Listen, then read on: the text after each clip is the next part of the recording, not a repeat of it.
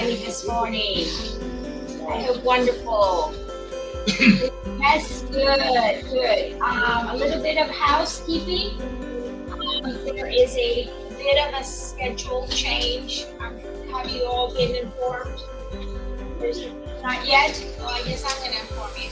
So we are going till 11 o'clock today and doing the morning tea. After the morning tea, we are not adjourning at 1, we're adjourning instead at 2. The reason for the change is that Justice Shah will be honoring us with his presence for the closing of this training.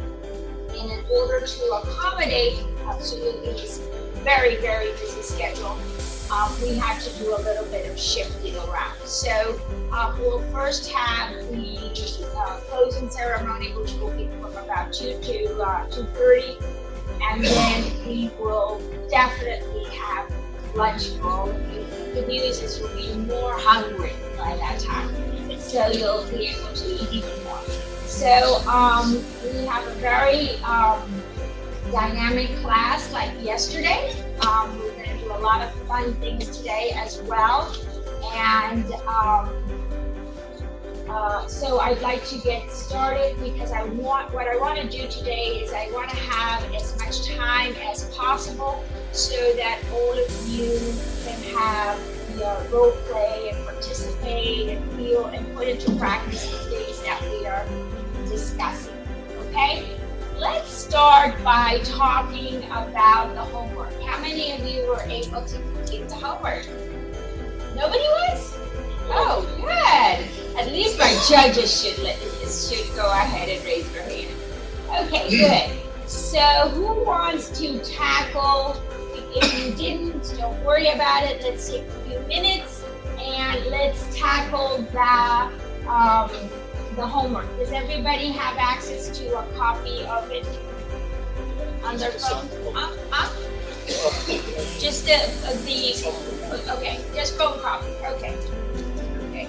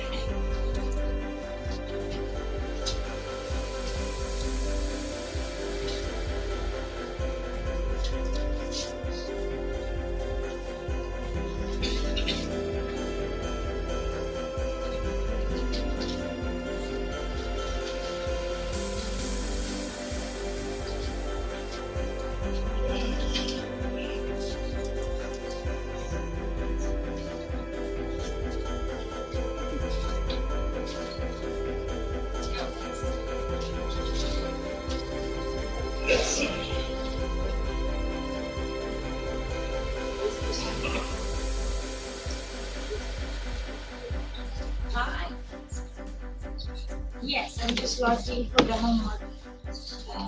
The homework from yesterday. Do you have a soft copy by any chance that you can send? Yeah, they had access to it because they took my hard copy. So they took my hard copy. Does anybody have a soft copy that they can read from? You do? Fantastic. So, Your Honor, I guess you're up. So, if you could just refresh everybody the case, which is you begin with the one with the tennis shoes. Okay, you need some, the judge needs some ID.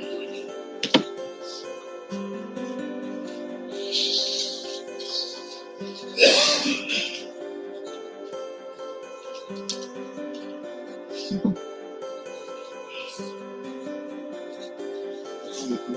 morning, everyone. Good morning, ma'am. So, the first case from the homework, that was a pair of tennis shoes for the joggers. This simulation is between two high school students. One student is just bought a pair of tennis shoes or joggers at a one-day sale, which unfortunately they do not fit. The tennis shoes do fit the second student perfectly. However, and the second student is very interested in buying it. The issue to be negotiated is the price. The first student purchased the tennis shoes for $100, but needs $150 to purchase a properly fitting shoes at its original non-sale price. The second student knows that the first student bought the tennis shoes on sale. Now, resolve this scenario using Fatima or Zopa. Explain why you took each step. So this is the first scenario which was given. Should I read out about the second situation? No, let's finish this one, and thank you so much. Let's go ahead. Did you resolve that? Oh, well, with the consultation with our friends, we first took this issue by way of Zopa. Okay. Yeah. Both of them were agreed at $125. Okay. Because the B wanted the shoe and it was fitting to him, and A was indeed in need of a shoe, but it was not fitting to him, and the sale was for just one day. So they resolved, okay, just $25 would do the work. So he paid $25 extra of the original price, which was the $100. So they agreed on $125. Okay. So the issue was resolved by that way. Okay. There's another situation by which the Fatima could be invoked in this situation. Okay. Right? That was the A stage, and in fact he demanded at least $140 because he was not having the means to purchase yet another shoe at the fixed rate that was $150. Right. But B suggested that he could only afford $110. So extra $10 he was intending to now afford Okay. from the heading to the price of $100. Okay. So by that way, they were not on the same page. That was the situation. Okay. Okay. So technically, they were having no any resolution with this issue. Okay. Because there's a huge difference. Absolutely. Okay, so let me ask you something else, which is what we're going to look at today. So I'm asking everybody and Your Honor as well. So what is if you're looking at this as an issue, what is the issue? Is the issue $150 or is the issue another amount? Well, the other amount is the issue actually, because $150 was the limit for the purchase price of the new shoes which are available in the market, except this one-day sale. Okay. So the issue with A was that minimum he could arrange $40 in addition to the $100 which he spent. Okay. So he could arrange next $10 from his pocket to get a new shoe. Okay. So that the issue was a price of $140. He was short of $40 Okay. instead of $50. Okay. And the other guy, he said he could only afford $10 extra from in addition to the sale price, which was available in the one-day sale. Okay. And there was no other sale for him. Okay. So he could only afford $10 extra. So that was the situation. The price is the issue. Okay, so let me show you a trick. Okay. You want to simplify these issues. We're talking about $150, which is a lot of money. But even so, you will be negotiating amounts that are unbelievably huge, you know? Yeah. And so let me show you a trick. If you look at it normally, Your Honor would be absolutely correct. The issue is the $150. You would be correct. But I want you to look at it as a negotiator. I want you to look at what you have already.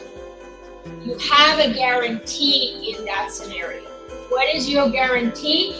Your guarantee is a minimum payment of $100.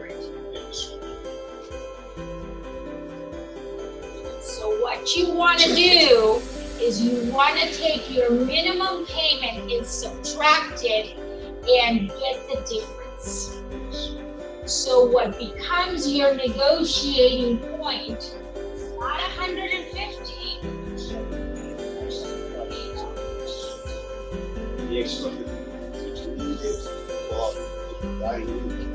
Very simple, but it makes a huge difference.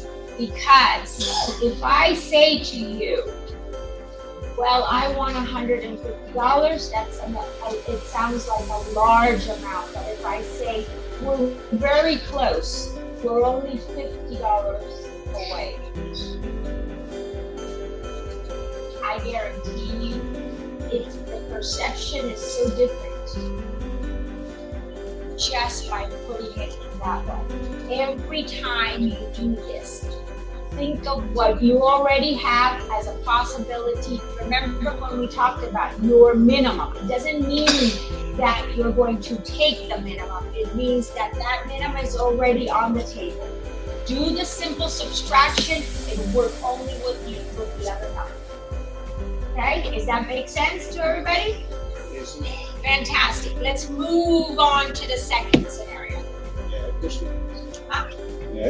Yes, Your Honor, please, by all means, you're doing a great job. You're about to take my job. I thank you for that. Second situation. B. This pertains to child custody. Yes.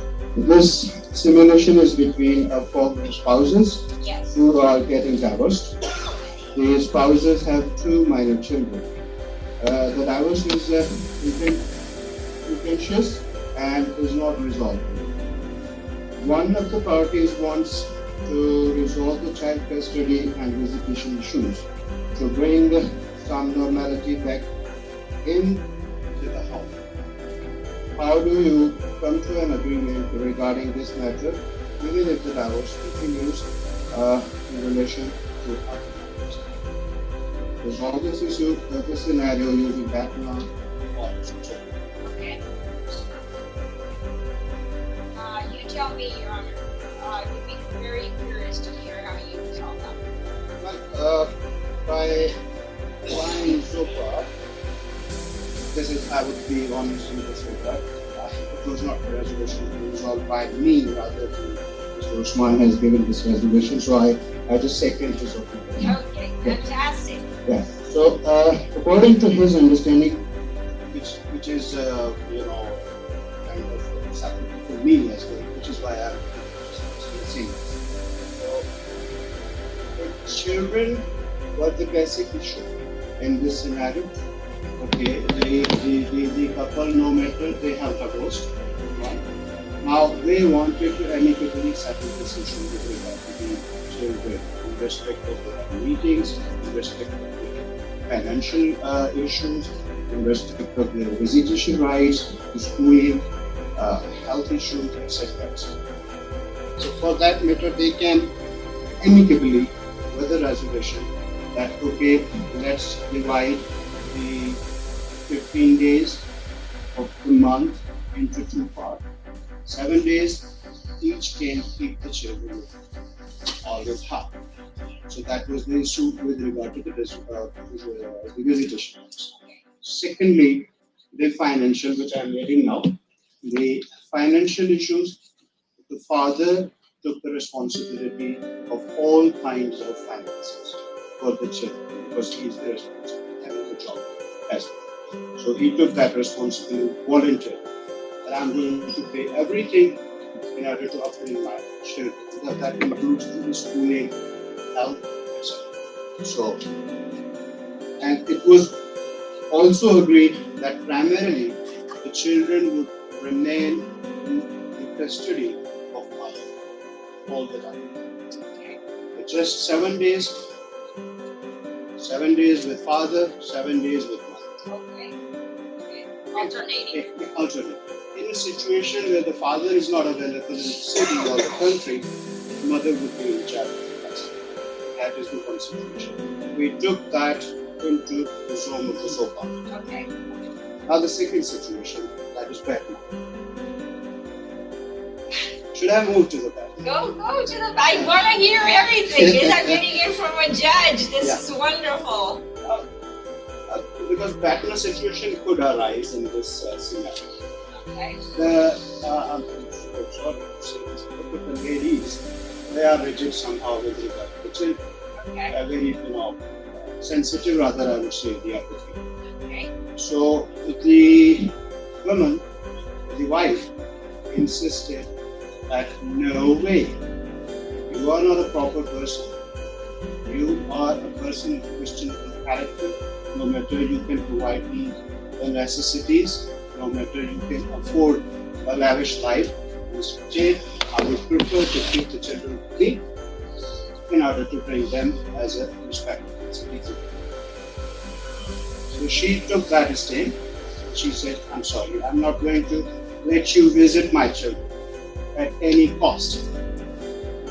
In this situation, being a negotiator, what possibly I could do to resolve this issue by taking them at a place where the father could at least visit his children for a couple of days, like Saturdays and Sundays in a week.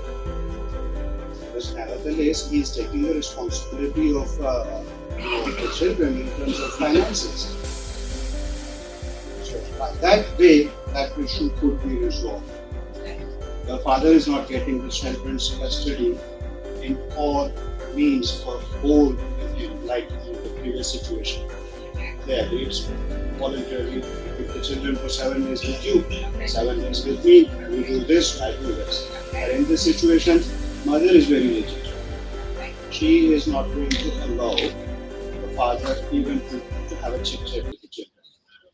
So that is the situation where the pattern comes. It needs a resolution by the negotiator. So that could be a possible negotiation where father's right can be secured in terms of finances. If we put that situation that both are having job and they are earning handsome amounts, so mother is willing to give away a certain amount on the upbringing of her children, so do the father. In that situation, they can, the responsibility of the finances could be shared in between that. So that is the situation. Fantastic. That's wonderful. Let's take Your Honor's example and expand on it.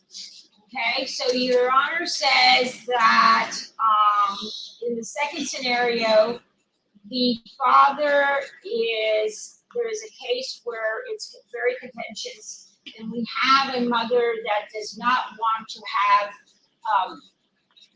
to give access to the father. Okay, then, but we do because of his character. Yes. Being questionable in the eyes of wife. Yes. So that's what I wanna hone in on. Okay.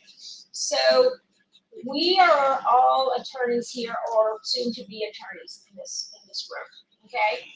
So we deal with what?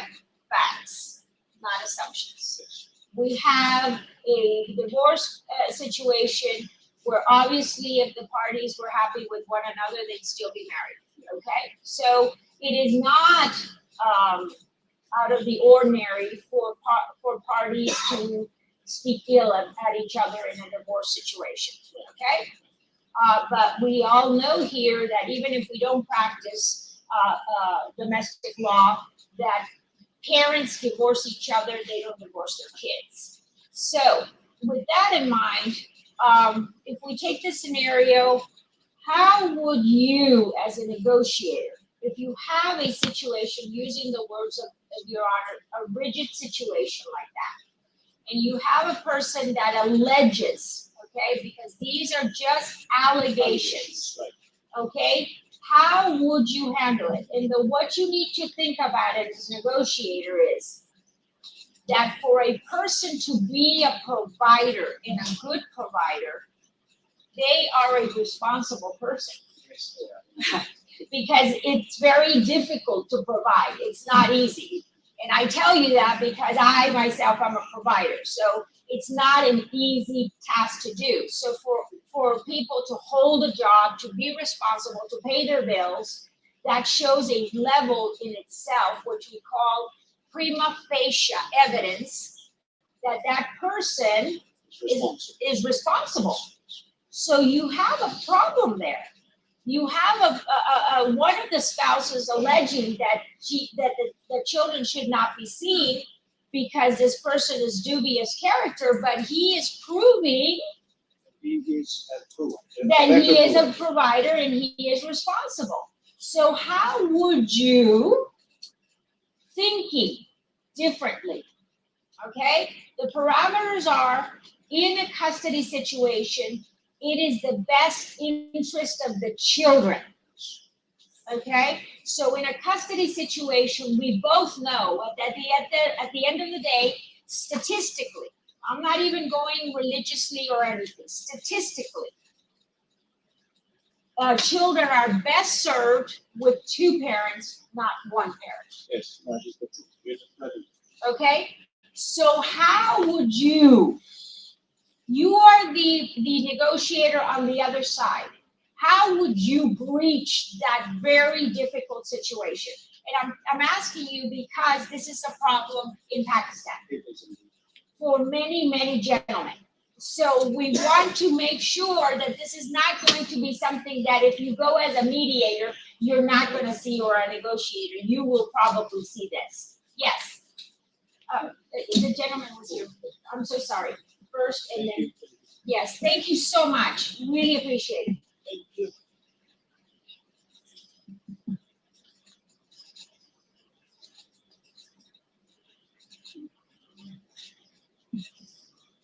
Thank you very much, ma'am. Good morning. Ma'am, I think that despite the fact that the father has a dubious character or he has a stigma on his character, he is a father of minor. And the relationship of father and minor cannot be ignored. In this situation, when there is a crisis in family situation, in the spouses, the minors should not be suffered from that differences between their parents. So, my humble opinion is that, irrespective of the fact that what is the character of the father or mother, none of them can be deprived from the visitation right of the minors. So, I would use the parameters you have taught us yesterday, that we will take out the common factors between the parties, and also give them some legal threats that the consequences of legal litigation in case they come to the court, and the legal requirements and legal I can say that what the law says on the aspect regarding the visitation rights of the father and mother. So I would try to convince both the parents to arrive at a conclusion regarding visitation right of the minor, irrespective of the fact that what is the character of the father or mother. Okay, fantastic. Thank you so much. Thank you.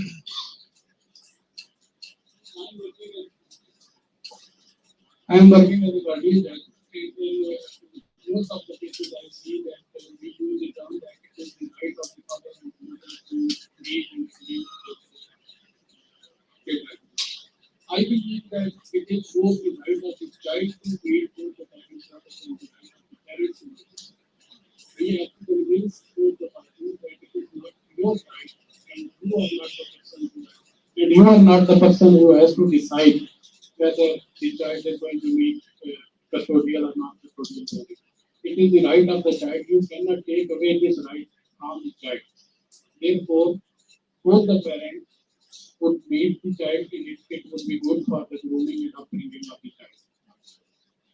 In the proposition, I think that the best solution is that the wife is willing for the divorce. She would get the decree of the divorce, and she would retain the custody of the children as custodial parent, while on the other hand, the father would be entitled to be in the his children. And for which the state should be comes out in such a terms that the father would be entitled to lead his children twice in a month from Friday to Sunday, and including the overnight stay with the father. And he would provide maintenance or alimony, whatever the means to his children. Moreover, he would also be entitled to leave his children on the day before their birthdays, on the occasion of Eid or Christmas, whatever the case may be, between the religion of the children. And moreover, both the parents will have equal access to the school and education and other affairs of the minor, so that the children must not get damaged from the steps taken by their parents. They must enjoy the company of both the parents. Perfect. Thank you so much. The young lady in the back, I appreciate it. This is great. Thank you. Good morning. So basically, what the couple can do is that they can go to counseling. They can reconciliate their divorce in the first place. Okay. Because couples therapy is supposed to be good. Okay. Right? And if they still want to continue their divorce, what they can do is that they can wait until their children turn 18. Okay. And then they can themselves decide if they want to stay with the mother or the father. This way, both the parents would try to stay as involved in their children's life so that they can make this decision of whether their father is better for them or their mother is better for them. Meanwhile, since they're minor, obviously it will take some time for them to turn 18. Right. So what we can do is that we can set certain days, as everyone said. Usually, a mother is more better or suitable caretaker because as a like every woman, it's in her intuition, it's in her that she is more nurturing towards her children, right? Would the fathers agree with that? That the mother is by de facto the best one? Yeah, I would not agree. And I'm a woman. Because let's say we're not undermining the fact that fathers are better providers or they it's something that's in nature, right? Because generally, I'm just talking about the trend, right? Okay. Yeah. Friends, yes, that makes sense. Yeah, because they're more females are tend to be more sensitive. So they are sensitive in the first place because they have to take care of children while the father has to go and parent, right? I'm talking about generally. And then this can be in it depends on the family dynamic, right? So I'm not trying to undermine that part. But at the same time, I'm trying to prove that the children can be in the custody of the mother while the father comes and takes them for the weekend or anywhere else, while at the same time they go for couple therapy, they reconcile their divorce, and then once the children turn 18, they can decide for themselves whether they want to stay with the father or not. Fantastic. Thank you so much. Anybody else wants, this is I knew this one was going to turn out a great discussion. Okay, tell me. Actually, we are not discussing here the merits of the case. we are here for negotiations. And as per law, meeting is the basic right of father. Thank you. But we are here to discuss that he will take the custody, wife will take the custody till 18 years. That is not the case. Thank you. The matter regarding this issue is that Only visitation. how to accommodate father for visiting terms. I have suggested my friends that why not your father is responsible for financial assistance to children. He will arrange a residential house near to his residence and continue his visiting terms as per negotiation and also maintain the children as a financial. That will be the best option for both.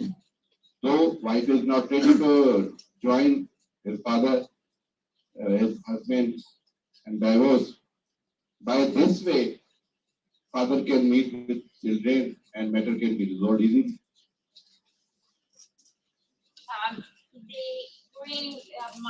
My colleague brings an important point. You must be cautious.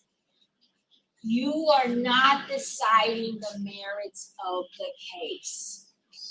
You are in a prima facie stage before any of this is decided. That's why I kept saying alleged bad conduct, alleged, trying to see if somebody picked up on that. You are absolutely right. We haven't proven. Nobody has proven that the man is actually a bad character. We have mere allegations from somebody who can be labeled as biased. If wife is indeed biased, Absolutely. she is getting divorced. So that should change the way you look at the negotiation. Yes, you're going to allow her to say to a certain degree if she wants to. Remember, we talked about this. But we are not going to accept that this is the case of this man, because then we are not doing the service for our clients. We are going to remind, this is an alleged situation, ma'am. You have not proven. And because you have not proven this, and no court has stipulated that this is actually a fact of law, the visitation right remains intact. She cannot deny the visiting. No.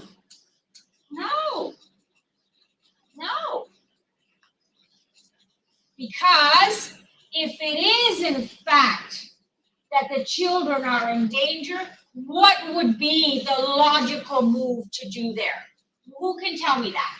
What is the logical move? If the children are in fact in danger because the father is a threat of some sort, let's say domestic abuse, what would be the recourse for you as an attorney there? Not as a negotiator, as an attorney.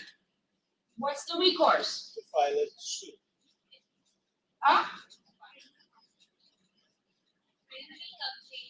Criminal To apply complaint. for the custodial rights. To apply to the custodial rights. Okay, or an injunction, or some sort of protective order.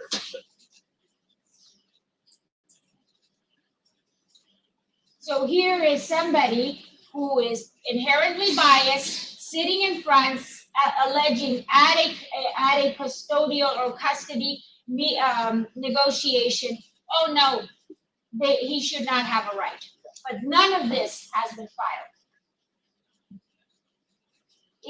This is purposely, these cases look like very easy, but they're very purposely misleading, so that you're thinking of every single thing when you're sitting on that negotiation table. I would never let that move forward. I would never agree that my client is of questionable reputation. And I would never agree to anything that isn't absolutely in the best interest of those children. And at that moment, the best interest of those children are those two parents. I don't care how much they hate each other. Okay? Anybody else have any other questions? Yes. What did I do with mine? Oh, you do? I'm so sorry. Go, I apologize. First of all, being a mediator, we should ask open-ended questions to explore more information about the parties. Bingo. Because we are a mediator, we cannot decide the matter. It is up to the parties to decide their matter. And we only want to get more information about the parties and their past relationship as well as values about their children and what they want about their children. And then it is up to the party to decide the matter. Then we see that there is some kind of settlement between the parties, and then we start some of our techniques to bring the parties on right conclusion. Correct. Very much so. In the United States, we have been suffering of an issue. There is no doubt that domestic violence is a worldwide issue. It just is, okay? And people involved, men and women involved in domestic relations, domestic violence situations should be protected because it's not a gender issue anymore. It's not limited to only women being abused. However, there is also a series of cases where unfortunately people cry wolf. And by crying wolf, I mean they state that there is a domestic abuse situation against one of the spouses, and that is not true. Okay? So there are processes that begin under that criteria only to find out that the spouse, one of the spouses wanted to take revenge for whatever issue, infidelity or whatever, and alleged that there was abuse, and there was no abuse. That was discussed very well in the case of Competence. Yes. So with that in mind, as negotiators, you have to be very, very careful regarding that. You have to be ultra sensitive and balanced because you cannot, on one hand, dismiss a true victim of domestic violence, okay? Because they must be protected and the children must be protected. But on the other hand, you cannot allow a grudge or a retaliation to basically hurt the children psychologically beyond repair, okay? So this is a very complex issue. In the United States, we have, I use this specifically, we have these types of preliminary negotiations. They take place in two situations. Number one, between the attorneys, and subsequently they're court mandated with a mediator. And issues of custody and provisional child support are decided very quickly in the United States with the purpose of maintaining as much as possible the emotional well-being of the children. So this is something that I know is a little bit different in Pakistan, but it is without a doubt, if you use negotiation and subsequently if you use mediation, you may be able to bridge the gap and deal with some of these things much better. Okay, anybody else have another comment? Yes. I want to make sure I don't knock that down again. Good morning. Correct, Sally, but how would be our plan B if B doesn't happen? And so will be the sweet spot where parties could agree on something. Okay. So we have to see, even if this we have to see what would be the middle ground, Okay. and how much they are flexible to share the parenting. Here we can suggest mediation with the counselors or the psychologists where the emotional well-being of the children is best with. Then we can arrange a gradual arrangement for the custody starting with the majority custody with one spouse, and once the communication improves, the visitation period would increase. In this way, both will enjoy the visitation rights and share the custody, and both would be able to do the co-parenting. Good, good. That's a good suggestion. And you brought in another term that, my colleague talks about the fact if you just get to a point of an impasse and you can't move forward. So you have a situation where there's simply the one of the spouses, we're not going to put a gender on it, one of the spouses decides, it's not happening. So in those cases, what you can do is you can adjourn that negotiation or that mediation. And you can go ahead and have between the attorneys, without the parties, see if you can arrive at a preliminary agreement for a psychological evaluation. If you can agree with a psychological evaluation, you choose a neutral party or neutral doctor that can go ahead and conduct that, because what you don't want is somebody to say afterwards, well, he was biased or she was biased and she just went ahead and said whatever you wanted to say. So you have both attorneys agree on that and you conduct a psychological evaluation, and based on you agree that whatever comes out of that psychological evaluation, you will adhere to it. It's for children, grown-ups are a little bit more complex, and they're able to, play up certain things better, but children are just so precious, they're so honest. And a person that is completely and absolutely trained in that area will be able to spot very easily if in fact there is a danger or abuse to those children. It is important to understand in the United States, just to give you an example, just in very severe cases, does the court enter and consider completely stopping custody. In very severe cases, they prefer to even go to the extent of having supervised visitation rights, but not to remove the parent from the life of the child, because studies have shown that psychologically it's absolutely crushing to a poor child to not see one of their parents, and for them not to be a part of their upbringing, okay? Especially if the parent wants to be involved, okay? Anybody else have another comment? Yes. Good morning. In this scenario, the main paramount consideration is welfare of the minor. Yes. Where the welfare of the minor lies, keeping in view all the circumstances. Yes. Being the navigator, I will decide the visitation right and custodial right, whether it's better for husband or wife. Right. The main consideration is the welfare of the minor. Absolutely. Only the welfare of the minor will be considered. Then I will decide the matter. It will be handed over to mother or father. Okay, so you're shaking your head. Why? Tell me, counselor. Because you are not here to be saying that I will decide. Okay, and why is he incorrect? He is there to negotiate. Okay. Place where both the parties are agree. Okay. So he's not a trier of fact, he is just a negotiator.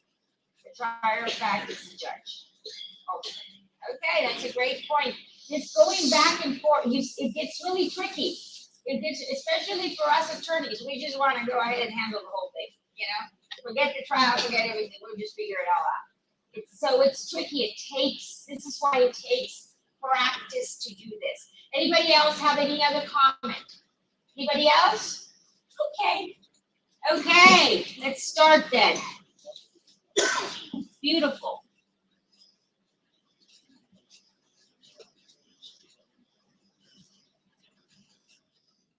Today we're starting with module for legal and ethical considerations. We're going to be using the same method we used yesterday, which is critical thinking, which we have started already because all of you were wonderful this morning. We did our homework review. Now let's go into the module. The first part is explore ethical obligations for lawyers in negotiation. The second thing we will see is develop a personal code of ethics aligned with legal and professional standards. Comparative analysis. Lawyers play a crucial role in negotiations, often representing clients with diverse interests and values. Their ethical obligations extend beyond legal compliance and encompass considerations of fairness, honesty, and respect for all the parties involved. Let's briefly explore the ethical obligations of lawyers in negotiations and conduct a comparative analysis of two countries with distinct ethical codes, the United States and India. In the United States, the American Bar Association, also known as ABA, has model rules of professional conduct, provide guidance on lawyers' ethical obligations in negotiations. The ABA rules emphasize the importance of honesty, fairness, and respect for the opposing party and their counsel. Continue. Lawyers are prohibited from making false, misleading statements, engaging in deceptive tactics, or using unfair means to gain an advantage. Additionally, the ABA rules require lawyers to avoid conflicts of interest and to maintain confidentiality of client information.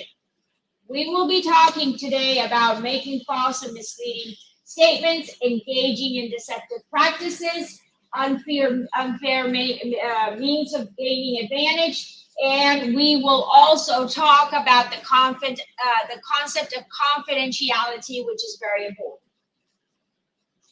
Here, this is a sample legislation. This is taken from the code of the Georgia Code, Civil Code, and basically it says that compromises or offers to compromise. In the U.S., offers to compromise are protected under 3 categories: ethical duty of the attorney, 2, client-attorney privilege, and 3, sorry about that, 2 again, to promote a culture of negotiations. Here's the text itself. Evidence of conduct or statements made in compromise negotiations or mediations shall not be admissible. Here you should understand that admissible refers to submission in court. Okay, so let me tell you how that, from a practical point of view, a negotiation between attorneys usually happens in the United States. So I send a letter, a pre-letter of intent to sue. Okay, it goes out to the intended defendant, okay, or respondent. Okay, within a couple of days, I give a period of 3 to 5 business days.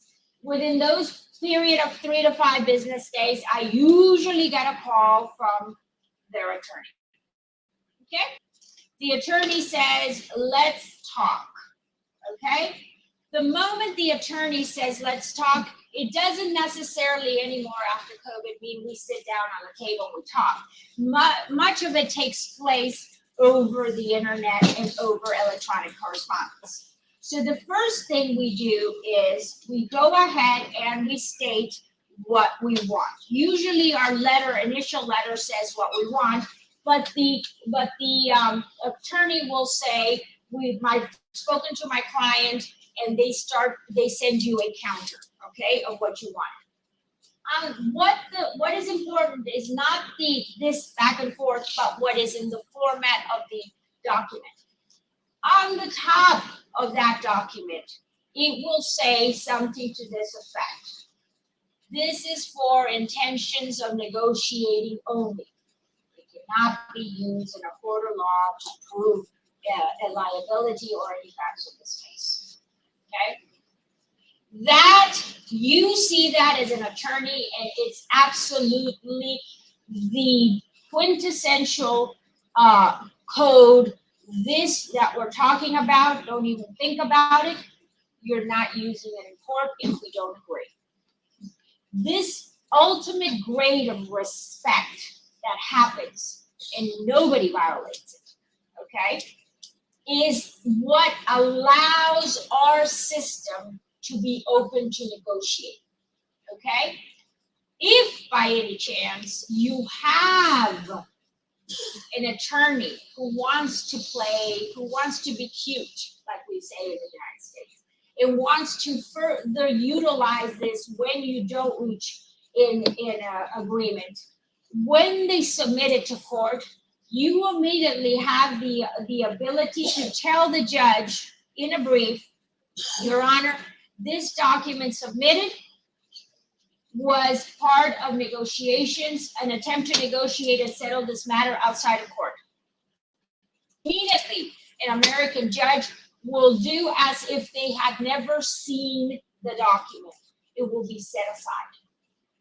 Cannot be used. Cannot be used. Why? Because ultimately we're trying to protect the ability to continue negotiations.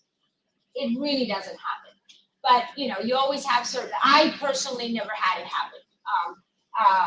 The respect in negotiations has always been there, and we've always had a good relationship with other attorneys, and even when we do it with district attorneys, we've never had a situation.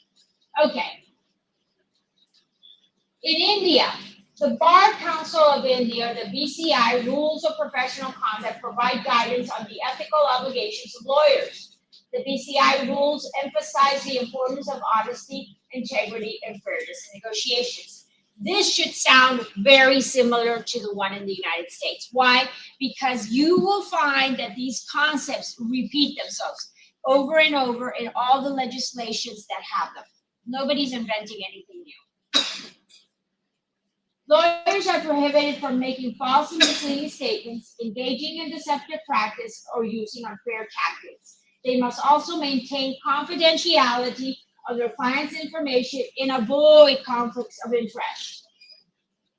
Additionally, the BCI rules require lawyers to act in their clients' best interests and to conduct negotiations in a manner that is consistent with principles of justice and equity. Ethical obligations of lawyers in negotiations vary somewhat across jurisdictions. However, they generally emphasize the importance of honesty, fairness, and respect to the opposing party. By adhering to these ethical principles, lawyers can contribute to just and equitable outcomes in negotiations. Class discussion. Ethical rules in Pakistan related to negotiations. Can anybody tell me if there are any rules in Pakistan similar to the ones we have just discussed? Yes, I see a hand back all the way in the back. You guys are gonna make me walk today.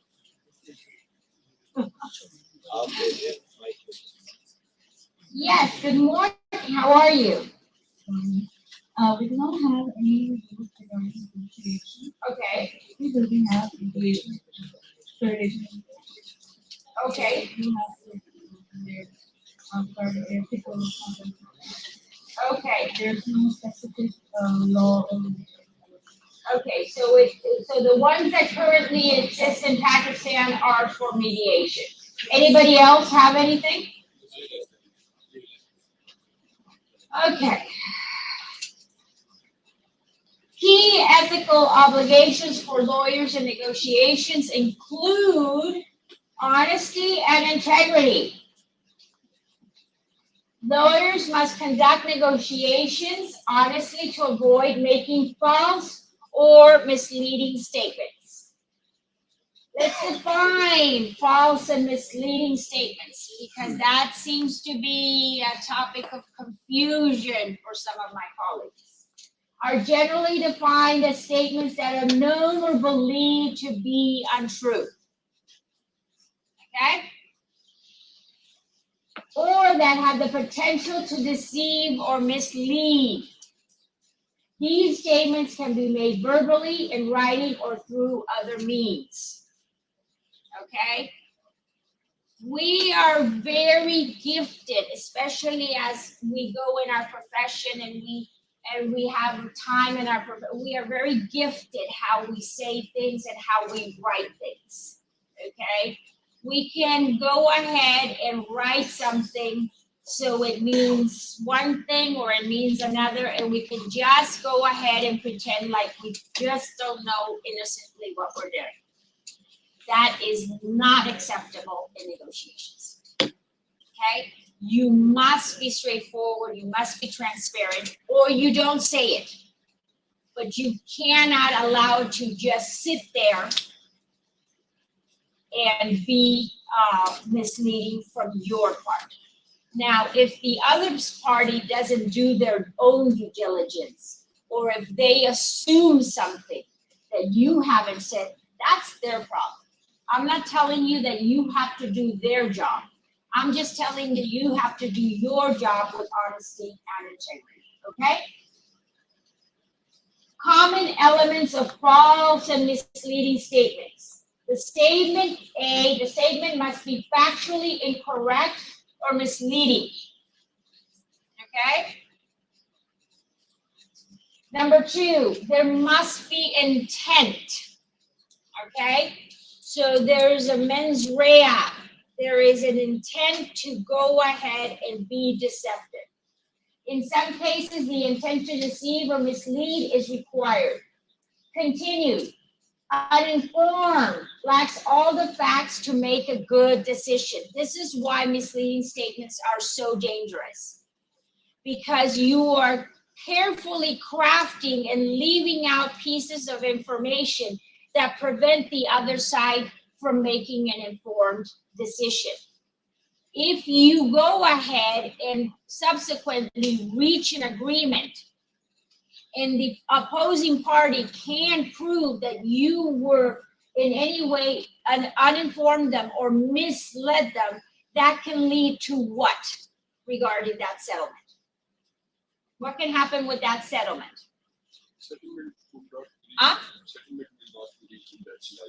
Settlement will not, what did I do? Oh my goodness, thank you. Settlement will. If party believes that other is trying to deceive him in getting his best interest, then there will be no settlement among the parties. And what happens if there is a settlement and then subsequently you find out there was deception in that settlement? Then the party who has been deceived can sue in the proof of proper deceiving. Exactly. The settlement can be set aside. It's vitiated with nullifiable. It can be set aside. So you don't want to do that. It's not in your best interest. Okay. Materiality. The statement must be significant or important enough to influence the recipient's decision or action. Samples of misleading statements in general. Advertising. False or misleading claims in advertising can violate consumer protection laws. Okay, we talked about that yesterday briefly when we talked about the case of the leather jacket. Remember? One of the judges brought in consumer protection laws. Okay, financial statements. False or misleading financial information can lead to fraud or other legal consequences. I don't know how it operates in Pakistan, but in the United States, if you go and you want to get a loan and you present misleading or financial statements, you have committed not a state crime, but you have committed the federal crime of fraud, of which is absolutely criminal. It's criminal fraud. We have both civil fraud and criminal fraud, but this would be criminal fraud. Okay. Contracts. False or misleading representations in contracts can be grounds for legal action. It was exactly what you were talking about. It can be considered either a breach of contract or the possibility of a nullification of a contract. Testimony. False or misleading testimony in court can result in perjury charges. Your Honor's here. You gotta love that one. Yes, absolutely. Defining intent. Intention or purpose to engage in specific conduct that is contrary to the law or to the code of professional ethics. Okay? You are moving forward with that particular intent to get that particular result. Example of intent to deceive. One common tactic used by attorneys to mislead is making false or misleading statements about the law or facts. This could involve misquoting case law, jurisprudence, misrepresenting the strength of the evidence. I can, just don't worry about it, I can win this case. Or providing inaccurate legal advice. Okay? Does Pakistan require their lawyers to be bonded to have insurance? Under Pakistan, yes, yes. Yes. Yes. No? Yes? Huh? For no insurance, no for errors and omissions? Yeah, well, the United States does. In the United States, we have to have what is called errors and omissions insurance. It's pretty high. And basically what happens is that we are, if we conduct ourselves in a way that leads to the detriment of one of our clients can sue us. And these lawsuits are huge for a lot of money. So that insurance is commonly known in our country as indemnity. Okay, so an The lawyers are surety. indemnified. Okay, The lawyers are indemnified that they cannot be sued by their clients for anything happened in their cases. So okay, that is regulated under the Pakistan Bar Council Act and the respective Bar Council Acts of the respective provinces. okay. Pakistan Bar Council Act 1973, perhaps that is. Okay, so you can't be sued, but you have indemnity insurance. Yes, yes, yes. Okay, Because so- they are presumably, they are acting in good faith. Okay, Yes, presumably. yes. Okay. According to that rules, according to that. Okay, law. so there isn't ever the possibility of contradicting that and saying they didn't know what they're doing or they acted in bad faith. Because code of conduct are provided under that act. Okay, And those okay. Yes, that code of conduct is to be followed by every lawyer. Okay, So gotcha. they must be mindful what they are dutiful towards their clients, and they must be mindful towards their responsibility towards the courts. Okay, So that code of conduct is indeed applicable in Pakistan. Well, things are different in practical. okay, okay. Okay, misrepresenting. Let me give you an example. The giving of false information by one party or their agent, okay, to the other before reaching an agreement, a contract, which induces them to enter into the contract. Let's look at induces. To induce means the act or process of enticing or persuading another person to take a certain course of action. Induce is usually used in a negative, derogatory manner, suggesting dishonesty. Okay? Misrepresenting continued. In the United States, if a person makes a contract in reliance on a misrepresentation and suffers loss as a result, they can cancel the contract and claim damages. Automatically causes liability to rise. Deceptive actions can have a significant impact on the negotiation process as they may lead up to a party making uninformed decisions. This is the danger regarding this matter.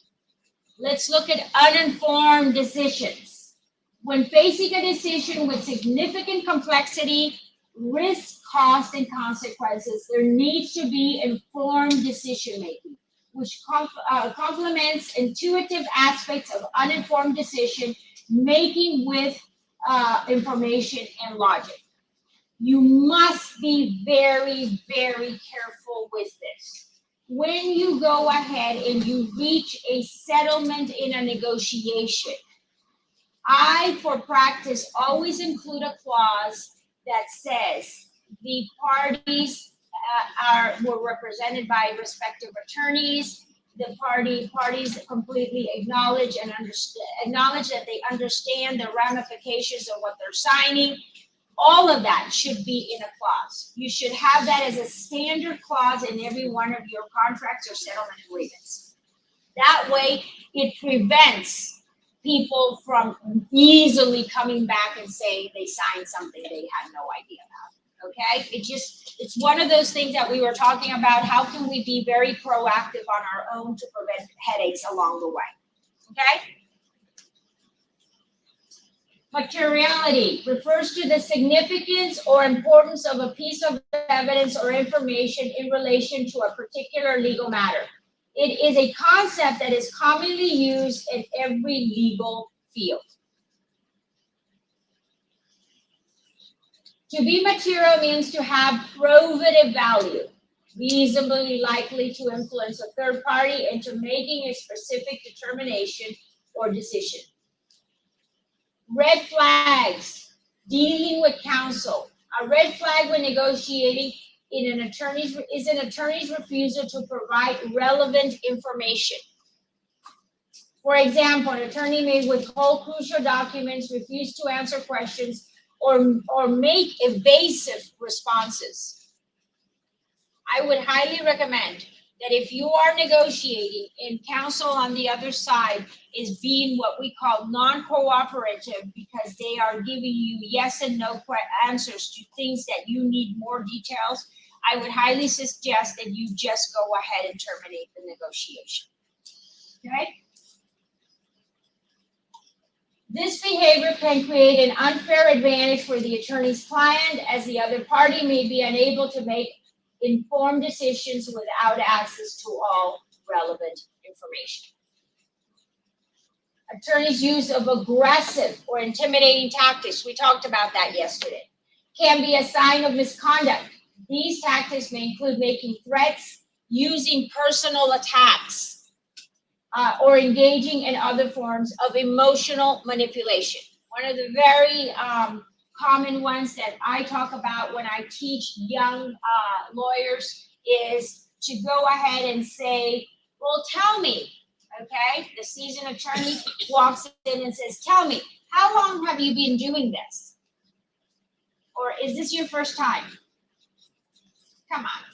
If you are a seasoned attorney, you're sitting here on this side of, you know very well that you're doing that to manipulate the situation.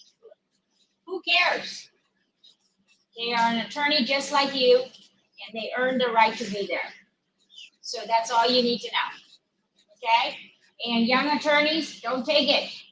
Don't take it. The response shouldn't be, well, you know, I was in moot court when I was in school, and I did this, and no, you don't have to explain yourself. All you need to know, counsel, thank you so much for taking an interest in my experience. All you need to know is that my client trusts me and that I've earned the right to be here. End of story. That's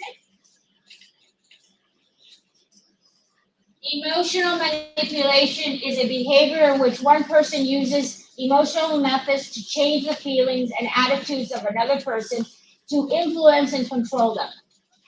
Manipulators target people's weak points and try to exploit them in their favor, okay?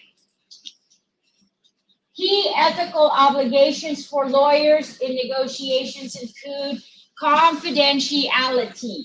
Attorneys must retain the confidentiality of client information, including sensitive details revealed during negotiations. Let's define confidentiality. It's the ethical duty of confidentiality refers to the obligation of an individual or organization to safeguard entrusted information. The ethical duty of confidentiality includes obligations to protect information from unauthorized access, use, disclosure, modification, loss, or theft. Okay? That means also be very careful if you are on a in-person negotiation. When you get up from the table, do not leave your things uncovered. Always have a binder or something where you can stick the information and close it if you're going to leave it on the table. Your duty of confidentiality is that specific that I, as the opposing counsel, cannot go by and see your notes or see anything related to your client's case. Okay? Be very careful with that. Also, be very careful where you leave your laptops. if you leave them open. Okay? Most importantly, please do not leave work laptops in your vehicles. Okay? You don't know how many times I've heard, they broke into my vehicle, they took my laptop. Now, let's be honest, 5-year-olds can hack now, okay? So when you leave a laptop, you are leaving all that information regarding your clients available to any hacker. So any 5-year-old you see there who looks very innocent can hack that now. So you have to be very, very cautious with that information. Don't leave it just laying there. Okay. In the United States, client-attorney privilege is defined as the client's right to refuse to disclose or to prevent any other person, his attorney, from disclosing confidential communications between client and attorney. Okay? It is important to understand that the client-attorney privilege in the United States belongs to the client, not to the attorney. As such, the attorney can never waive the privilege, only the client, okay? There is no such thing as I being able to have a way out in the United States to talk about it. I would need either the permission of my client or my client waiving it, or a court order in order for that to happen. And even in court orders, I can fight it to a certain degree, unless it's something like national security or, criminal in nature. A lawyer's obligation to keep their client's information private, confidential, is a professional duty that continues even after the case is over. So confidentiality continues even after the case has been terminated, settled. This is very, very important. You must not sit in the cafeteria and take your chest out and talk in where everybody's there with your other colleague and tell them about that negotiation you had last week with so-and-so. If you want to do anything of that nature, you must do it as abstract as possible, and even be very cautious to who is overhearing your conversation. Because you may be just one of those attorneys where people will naturally know who you were representing, okay? And that's not good. The best recommendation I can say to you is just don't talk about it. I know it's very exciting. We love to win, but sometimes we just don't. We just have to have that decorum of keeping things private. Okay. A lawyer's commitment to confidentiality extends beyond the active attorney-client relationship. The client-attorney relationship may terminate, okay?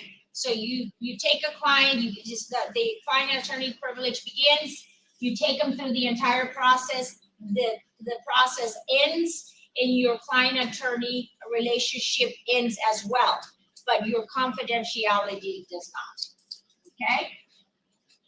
The duty of confidentiality differs from attorney-client privilege, and the confidentiality applies always, all times, not only when confronted with legal requests for client information.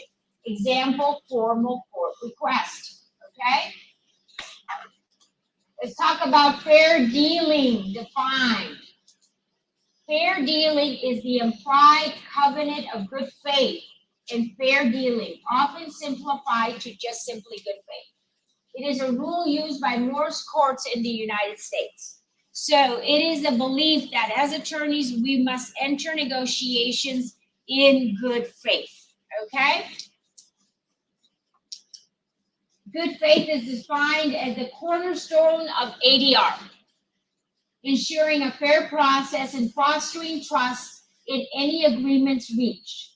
Without good faith, ADR risks becoming a mere formality, undermining its potential to resolve disputes justly and efficiently.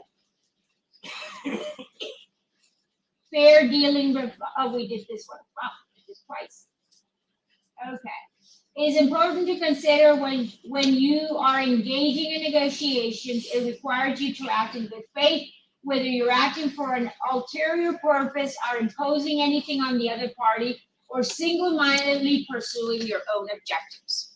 So good faith does not preclude you from pursuing your own objective and being zealous in the representation of your client. It just tells you that you should conduct yourself with maximum decorum and maximum transparency as you can in negotiations.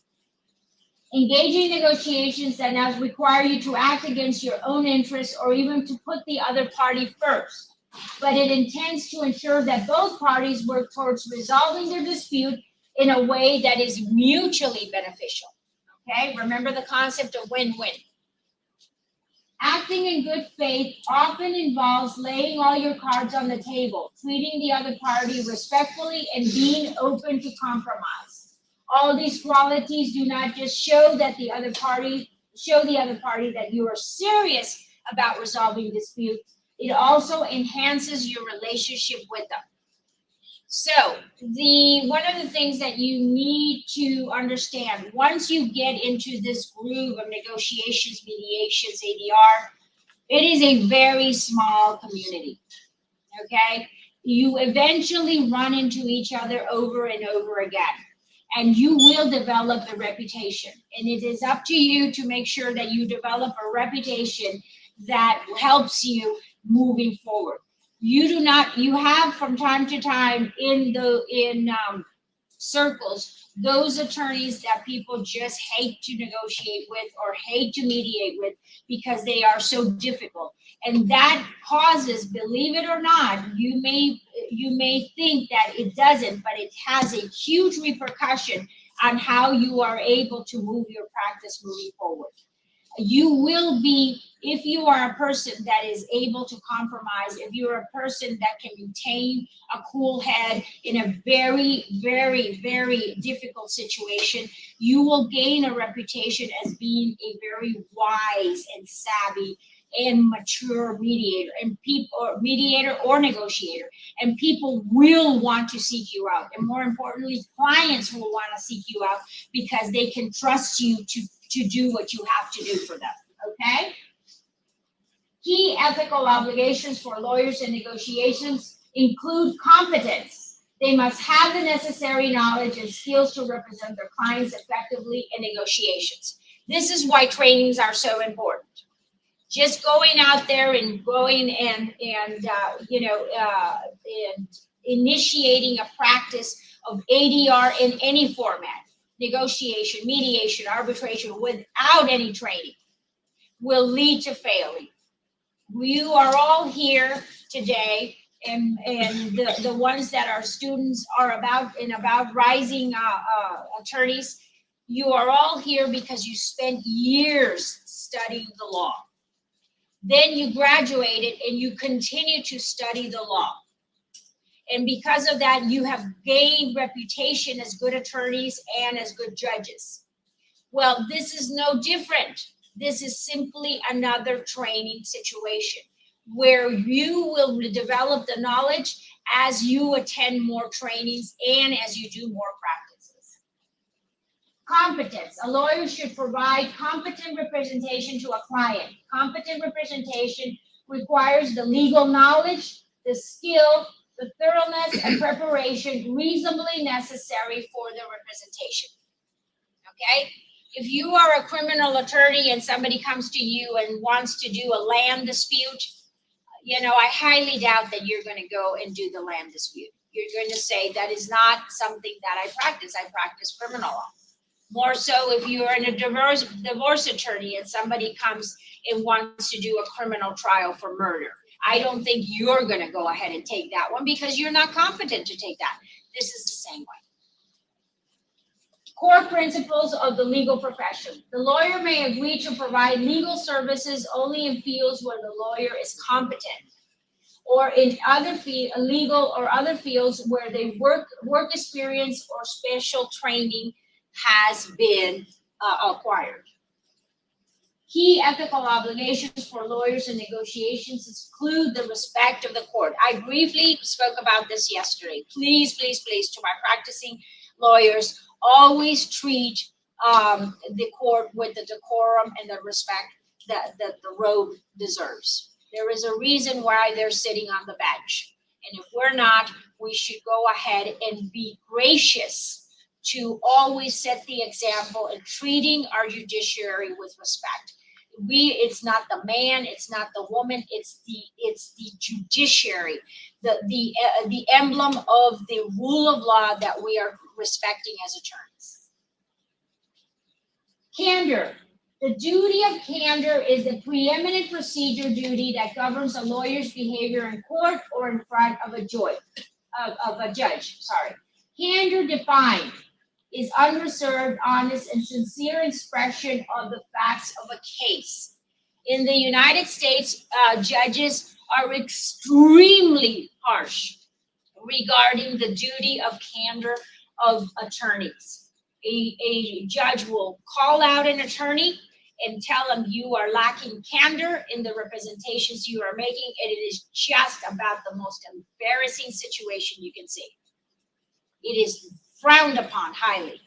When in the United States you have dockets that are called and we show up and there's 30 of us or anything for cases, and an attorney moves forward and makes a representation, there is a presumption, because they are attorneys and they are considered officers of the court, that what they're saying to that judge is in fact the truth. Okay? Module 5, multi-party negotiations and cross-cultural communications. We're going to get started since we have very short time, and I will be adjourning exactly at 11 so that you guys can go have your nice tea. Number 1, the complexity of negotiating with multiple parties and building coalition. Number 2, learn to adapt negotiation approaches to diverse cultural contexts. Number 3, build cross-cultural communication skills for effective negotiation in a globalized world. Multiple party negotiations. Multiple party negotiations is a complex, interactive process involving the exchange of views, ideas, perspectives among a number of parties that might include organizations, groups, regions, countries, individuals within larger entities.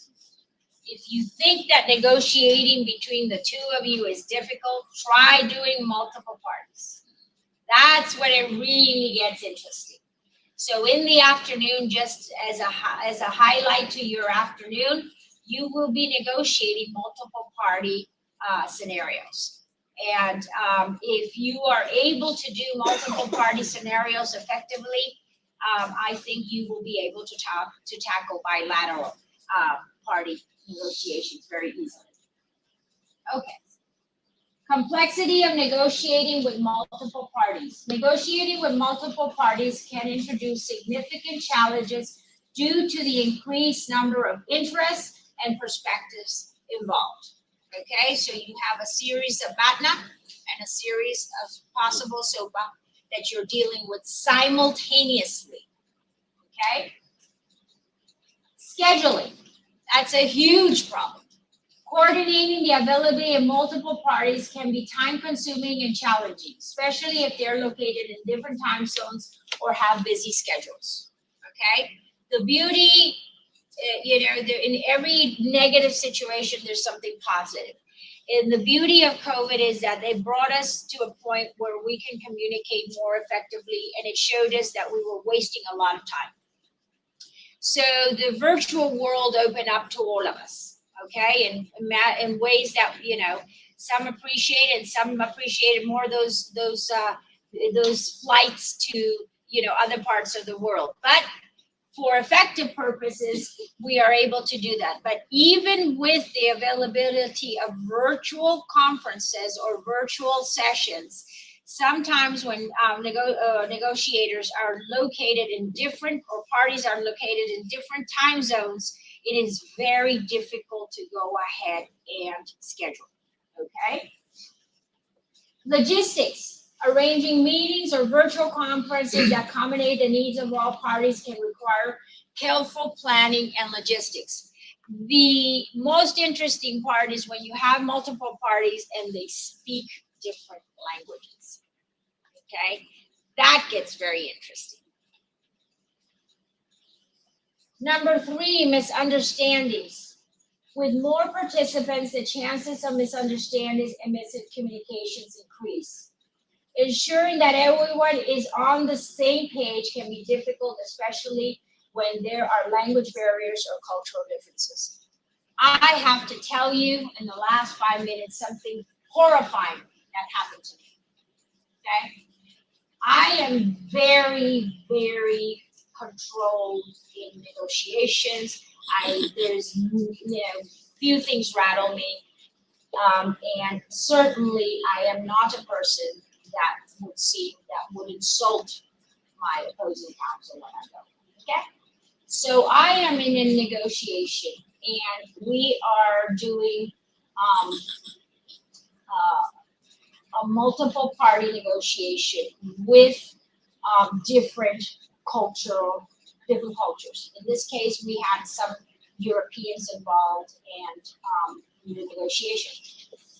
So things were getting hectic and this and that, and we were getting pushback from the other side, and it was getting tenser and tenser and tenser.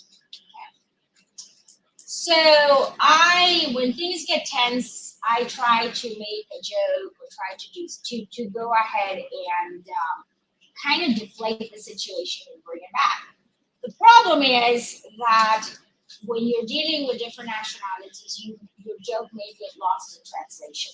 Okay?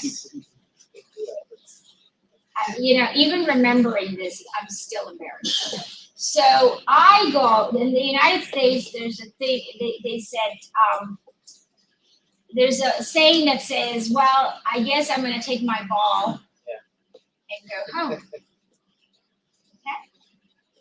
So they're hitting back, and I'm trying to stop the escalation. So I decide that that's the appropriate thing to say, okay? So I go and I chuckle and I say, oh, I guess we were going to take our bowl and go home. Well, remember, it's virtually, and you have sometimes a lag in the hearing and everything. All of a sudden, I see one of the negotiators turn beet red, infuriated. And he looks at me and he says, Dr. Joe, I can't believe that you would make fun of the fact that I am bald.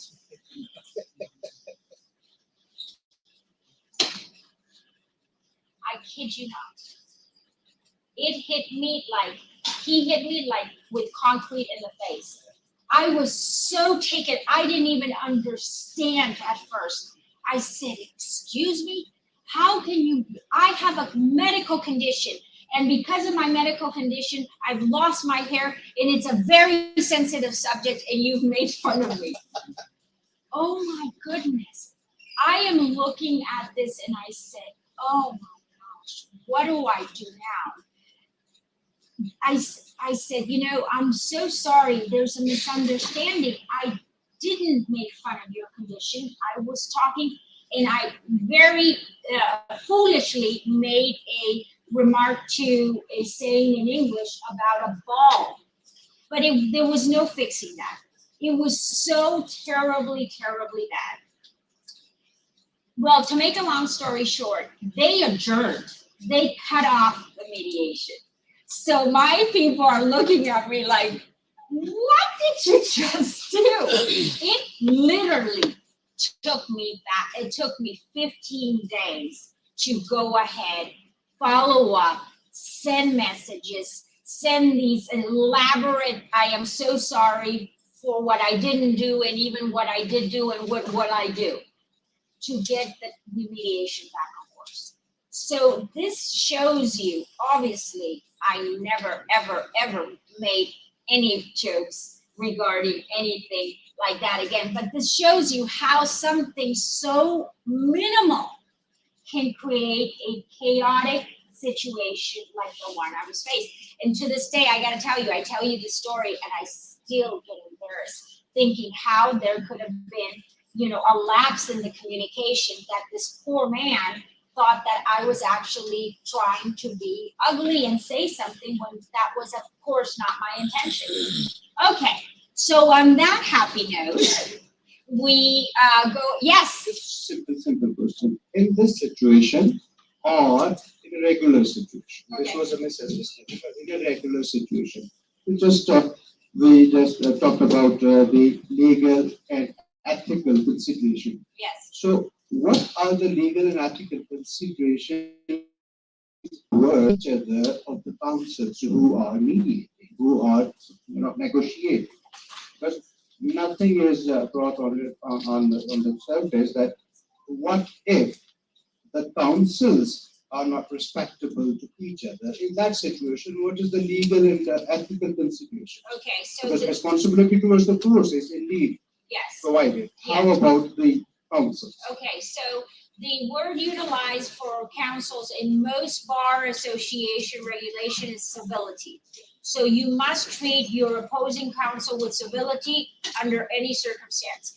If you do not have court implications there, but you may have bar counsel implications and regulations. As a matter of fact, in the United States, it doesn't matter where I am in the world. If I behave incorrectly, somebody can file a complaint against me in my bar back in the United States. So this is not a situation that people will leave behind. Now, as far as the actual process, if you are involved in negotiation and mediation, the party that's been insulted can absolutely terminate, which is what happened in this terrible case. The party terminated because they felt so offended by my ball comment. Okay?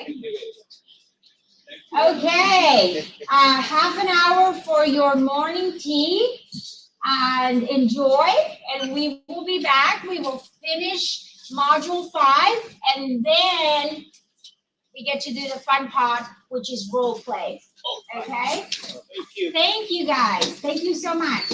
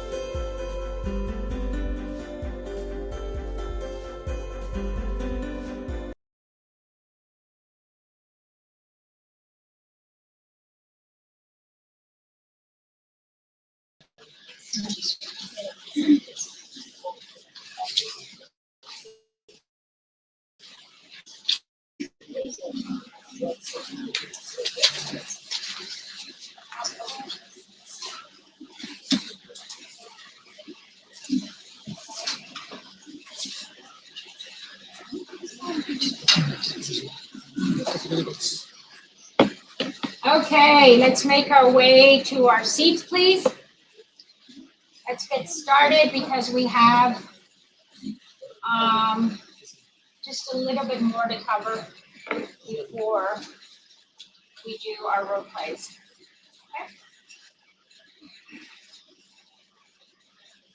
Okay, so before our tea, we left on the high note of misunderstandings. Okay, so let's move on. I think that part was very clear. Let's move on now to information overload. Managing the flow of information and ensuring that everyone has access to the necessary data can be overwhelming, leading to confusion and inefficiencies. When you run a practice that involves ADR, you must be extremely organized and being able to have a file management system. Even if you are a small practitioner and you want to just create one your own, you must have it in a way that you have it digitalized so that you can access notes and continue to build on what you left before. One of the things you don't want to lose is you don't want to be in a position where somebody's asking you, last time when we spoke, yada, yada, yada, and you're trying to figure out what it was, where you left off on your last negotiation. Now, one of the things that you need to know is negotiations can happen, consecutively, but it's not out of the ordinary for negotiations to take place this week and 2 weeks down the road, they pick up again, or 3 weeks down the road, or even a month down the road. This is why keeping the information organized is so very important. The next thing that I would highly recommend is that after each session, if you have advanced and moved in your position, then I would highly recommend that you go ahead and that you send an email and say, today's session was very productive, it was fantastic seeing you, yada, yada. I would like to memorialize the aspects of our negotiation today so that we are clear. If anything that I have said has been misrepresented, please let me know now. Okay? So you go ahead, you memorialize it in that manner. You both have a place from where your memo, from where you can go move forward. Okay?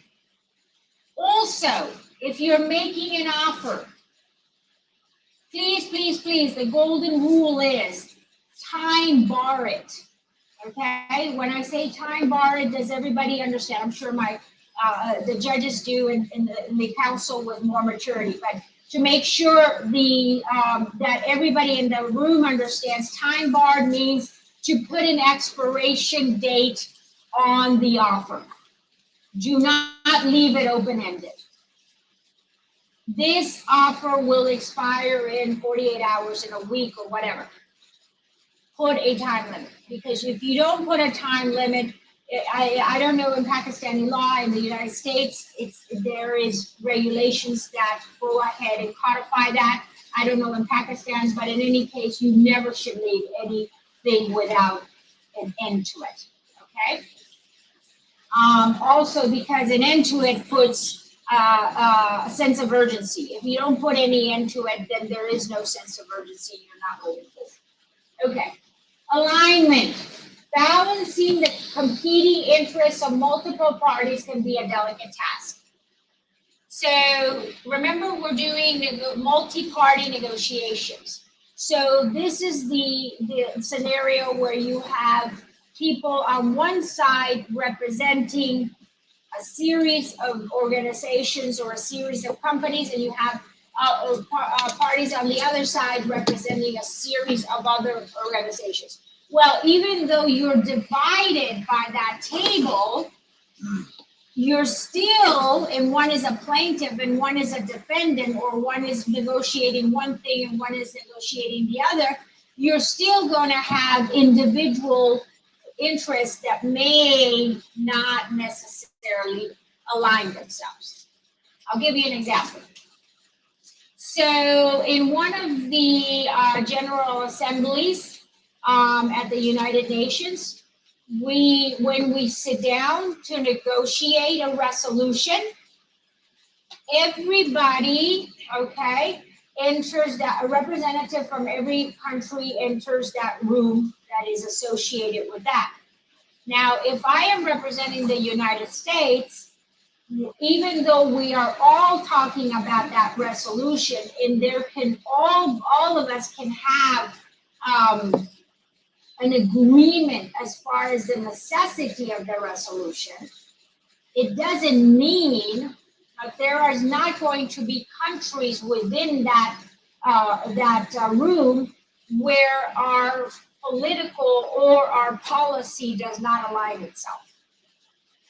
And that's where you need to tread carefully and ensure that your position is maintained even when you're still all rooting for the same general outcome. Does that make sense? Okay? Okay. So, deadlocks. We talked about this yesterday. Impasse. Those are deadlocks. Okay, so you're coming, it's called the fork in the road. So you're coming, you're moving forward, and all of a sudden there is something that happens that says, no, you cannot, we will not move forward. You're at an impasse. So you must pivot at that moment to avoid a deadlock, or you must terminate the negotiations. Okay? So, disagreements or conflicts between parties can lead to deadlocks, making it difficult to reach a mutually acceptable agreement. Influence. The relative power dynamics between the parties can significantly impact the negotiation process. Dominant parties may exert undue influence. Okay? For example, what would happen in a bilateral type of negotiation? You have the corporation and you have the employee of a corporation. That's an imbalance of power there, okay? You gotta make sure that you try as much as possible to balance it out. Why? Because a company is much bigger than an employee, right? When the government is fighting, or you're fighting against the government, and you are a private citizen, there is an imbalancement of power there as well. So these are just examples. It doesn't mean that that person is or that entity is bad. It is just called an imbalancement of power because that entity has many more resources at their disposal. It's all about resources. We're not making any moral judgment on the matter, simply because a bigger entity has more resources, okay? Collisions. Parties may form coalitions to strengthen their bargaining position, making negotiations even more complex and dynamic, okay? So you will find situations where, although you don't agree with everything, it is in your best interest to form alliances with others, at least temporarily or on the negotiation table, so that you can further your agenda. That's one very easy way to be able to prevent an impasse, okay? So they may be unlikely alliances, they may be temporary alliances, they may be alliances only when one matter, or they may be alliances that are combined by concessions. So you meet with that party and you concede, I will support you here, if you will support me here. Okay? Okay. Building trust. Establishing trust and rapport among multiple parties can be challenging, especially when there's a history of conflict and competition. There is nothing harder than this. This is your cornerstone. Yes, sir. Yes, absolutely. Let me get let me get the microphone. Thank you, sir. Thank you so much. Go ahead.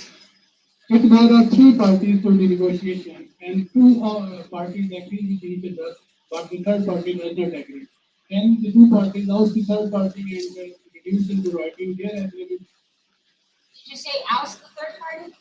from the negotiation? I love it. We'll use oust them. I would not recommend ousting the third party. You need to, there's a couple of considerations here. Okay. Is the third party necessary? If the third party is necessary, then definitely you cannot oust them. Now you can clarify situations. It may be that you have 5 things you are negotiating. And of those 5 things, 3 of those things you can negotiate with one of them and it doesn't affect the other one. Then you can clarify. Then you can reach an agreement there. Because those things do not, remember what we looked at that zone where things intersect? Remember we did that yesterday? What is that called? The zone where things intersect. What was that? What did we talk about? Come on, guys. You go and have a tea. What did we talk about? The Zopa zone. Yes, yes. The area where things intersect and you have commonality. So you have a commonality, okay? A portion of commonality with one party on the table, but that commonality does not intersect with the other one. Then you may reach an agreement. And then you two have settled your agreement, and maybe that party is out. That happens all the time, okay? That party is out. You leave only one party that you have to negotiate. But you'll always have to negotiate if that party has any interest involved. This will happen in the United States. We do this often in cases of liability. 2 parties are liable, okay? So, for instance, we have a case, it has not been decided yet, a case of these silly Tesla cars where people, where they can drive themselves, okay? And the case is that a person bought this car, a person bought this car, and they gave him, when he bought the car, they told him, even though it can drive itself, you need to be paying attention to the road when it's driving. Gee whiz, you know? Imagine that. Okay. So then he decides that he is going to put it on self-drive and not look at the road. He is going to be text messaging and answering his Gmail account because that was really, really important. And so he runs over a person, literally runs over a person. And he not only does that, but then says, yes, I felt the bump of when I ran over the body. Okay? So, obviously, he got arrested. Shocking. What's not shocking is that now, besides the criminal responsibility, there is a civil responsibility. So right now, what is trying to be decided is whether or not, even though Tesla put a warning, was that strictly sufficient for them not to have liability in that case? Let's say the courts determined that they are liable, then you would have 2 parties that the family of the dead person would be suing in civil. There is where you apply there. Tesla could say, okay, we will neither accept nor deny liability on this.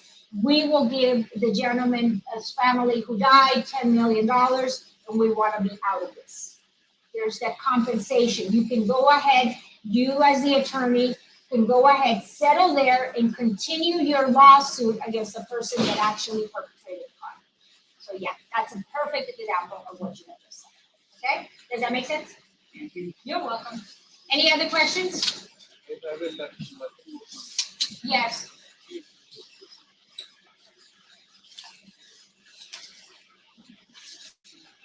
On a very lighter note, my learned brother has stated that if there are three parties, Yes.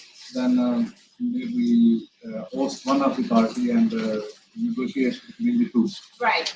I want to say the situation in Pakistan that when litigants come to the court, they don't come single. They come with sometimes their friends, with their family members, with the so-called respectables of the locality. Oh, so it's a multi-party. So, yeah. So if the third party is of such a nature, since we have accompanied the actual litigant, Yeah. he may be excluded. Oh, there you go. There you go. I'm curious, now that you say that, since it's a tradition to come with so many people that are not necessarily part of the actual issue, is that something that attorneys will say, you are not part of the issue, please step out? I'm sorry? It's pressure, so you're not allowed to. Huh? So-called negotiators as well, because they hijack the situation. Oh. Trying to negotiate between the parties out of the court. So normally they come up with the plans and really do sort of negotiations out of the court. Just to support their own contention rather than negotiate on a mutual situation. They just try to exploit the whole of the situation and get their own interest. And by doing so, they also pretend to be a supporter of the second party. Oh, interesting. Wow. We can say that these are the court parties. They are aware regarding the court proceeding and they are guiding the people. And I know everything regarding this type of litigation. Therefore, they are the company. Oh, how interesting. Very, very interesting. Indeed, in ADR system that we are provided with, the elimination of the counsels is also directed that the counsel should not be the part of the mediation proceedings which is being conducted before a negotiation. Okay. Who is skilled, having a 40 classes attended. Okay. So that is required by what the law Okay. at present prevails in our society. So by that way, the negotiator can eliminate all those factors. Oh, that's and wonderful. he can call upon the parties directly. Let's talk about the business. So that is a possibility, but indeed, those people nevertheless do come with the parties in order to support them. And somehow they are so-called not only the negotiators, they are so-called the supporters and the witnesses of the real conflict. Oh, wow, that's a conflict of interest. Yes, Huge. So in that situation, a person might be like you, having great skills of the mediation, can handle the situation. It's not involved in our system. What I'm also thinking about is the principle of confidentiality. I mean, that's really that is open. fade away. That is fade away. Wow. Everybody knows about the facts. They also know about the let's move. In ADR proceedings, we cannot allow any third party to enter into ADR proceedings. Yes, they cannot. They cannot. In the court mandated ones. Yeah, that's fantastic. They can appear before the court, but in ADR proceedings, we cannot allow them to participate. Good. So that will be handled in ADR, in court mandated ADR. Yeah, you definitely need confidentiality. Mediator has certain instructions to follow to conduct the ADR process. Like there is a confidentiality, even takes notes without the permission of the party. You cannot take notes without permission of the party. Okay, good. So this is very so structurally speaking is complex, right? is much better under court mandated media.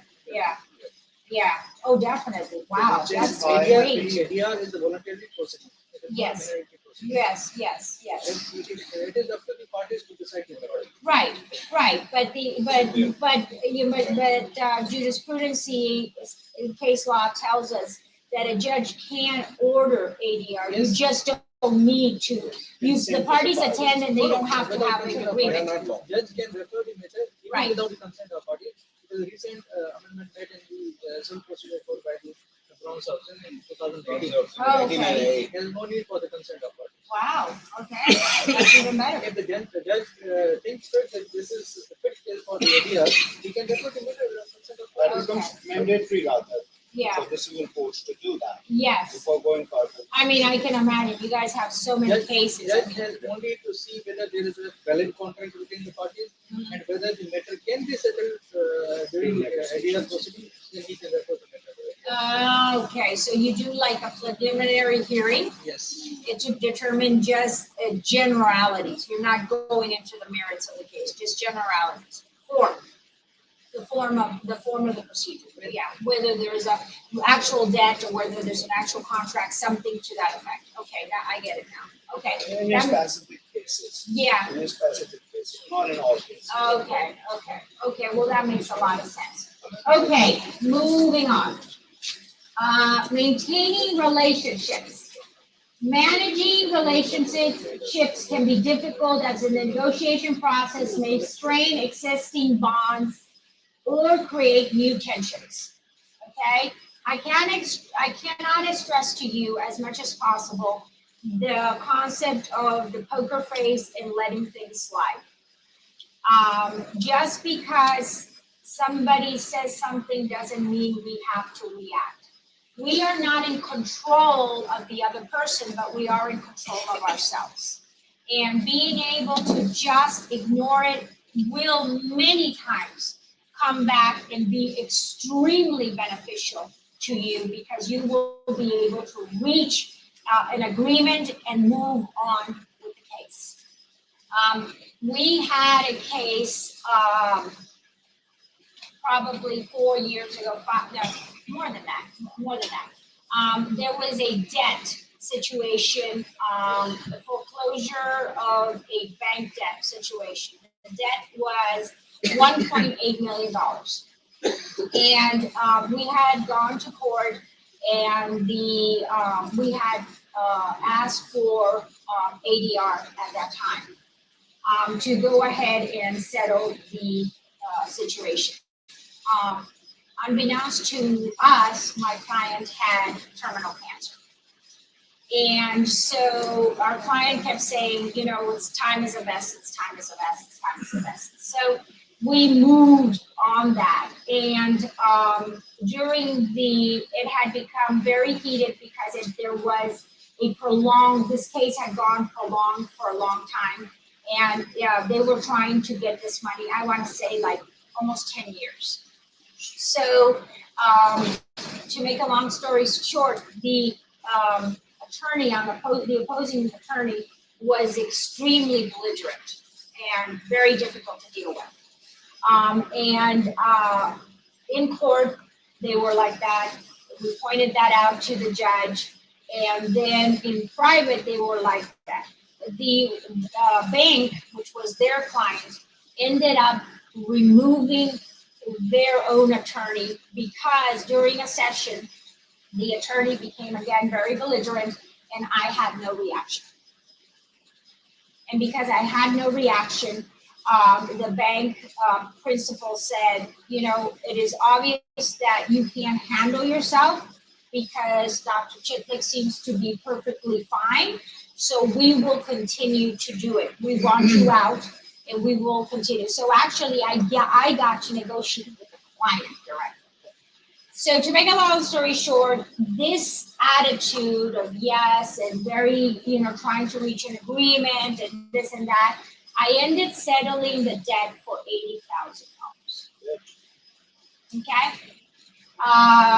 Unfortunately, my client died 90 days later, but it was a $1.8 million debt that was almost completely wiped out because I continued to prevail in maintaining tranquility throughout the entire process. So it pays out royally for your clients, okay? Consensus, reaching consensus among multiple parties can be time-consuming and difficult, especially when there are strong differences of opinion. This is exactly what we're talking about. There were very strong differences of opinion, okay? Obviously, they wanted $1.8 million and we didn't want to give it to them, okay? So reaching that consensus, that trying to get there can be an emotional process. You've got to maintain, I don't even want to say the eye on the ball anymore. You have to maintain a clarity of mind, and you have to maintain yourself very, very focused, okay? Authority. Determining who has the authority to make decisions can be a challenge. We're going to talk about this, especially in organizations with complex hierarchies and shared governance structures, okay? It is of no value to you to negotiate with somebody that doesn't have authority. You must determine that there's nothing, this is one thing you do not ever pursue. There is nothing wrong with saying, please let me know if you have authority to negotiate. Absolutely, you do not want to get far along and find out that that person has no authority. You just wasted your time. And time is what? Money. Okay? Authority to negotiate, the ability to negotiate on behalf and for others. In order to do this, it requires a specific mandate, a written document from the client. Please get written documents. We are attorneys and sometimes we just get these verbal authorizations. No. Because, as we will study in 2 seconds, authority has levels. You may have full authority, you may have partial authority, you may have authority with a limited amount, and you want to make sure that all of that is crystal clear, because you do not want to have a problem with your client, and you do not want to have a problem that you go ahead and negotiate all that, and your client says, well, I'm not signing that. Who told you that I would do that? And you have nothing to support in writing, okay? Complete authority or unlimited authority. This is very, very uncommon. This is basically a company or a person giving you their checkbook and saying, go for it, okay? A client provides his attorney with a limited authority to resolve, negotiate payment, and bind on the client's behalf. Limit authority, this is much, much more common, okay? A client provides his attorney with limited authority to, 1, resolve, 2, negotiate payment, and bind on the client's behalf. Now, in the United States, we have scaled up authority. Very common also. An organization has a multi-tier approach to negotiating, where each phase has a limit to what they can negotiate, and then it's passed on to the next. Let me give you a typical example. Insurance companies in the United States. Okay? When an insurance company in the United States has a, we talked about this yesterday. Let's use a car insurance company. Okay? You go ahead, you're minding your own business, you're at a stoplight, boom, somebody hits you from behind. That's called strict liability in the United States. Okay? There's no questions asked. The police comes, they take a report, and then the person hopefully has insurance, and you file what is called a claim. Your first tier, okay, will go ahead and do, the claim is divided into property damage and medical damage. The first tier of the property damage is part is non-negotiable because there is an evaluation of your car and that determines how much damage is, okay? And that's it. Where it gets tricky is in the medical part, okay? Let's say that not only did that person hit me, but when they hit me, I went, even though I had a seatbelt, I went forward, hit my head on the windshield, had a concussion, went back and whipped the back, okay? So I obviously got hurt. That determination, okay, you have levels. Oh, the first level says to you, well, you know, yeah, you're hurt, but nah, not that bad. And we estimate that we need this and that. They start to go ahead and say, we can give you this, and this. Usually attorneys that work in those fields, they ignore that because you already know what the scheme is, okay? So you're like, okay, I know. You want to give me $1,000 for an injury that's worth $50, okay? So that level, that's your first tier. That's your first tier. That person passes it on to somebody that has more authority to negotiate. The first one only had authority to negotiate up to $10,000. The second one up to $50,000, and so forth. And the more you make your claim robust, the more they pass you on until you end up talking to the corporate attorney. And that's where the major bulk of the negotiations will end because he or she is the one that has the authority to give the entire amount of the claim, okay? Yes. Yes, somebody who has the, oh, yes. Thanks, yeah.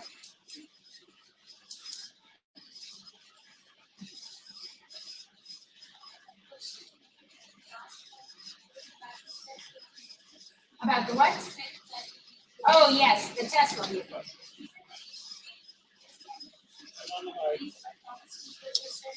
Is yours on? No.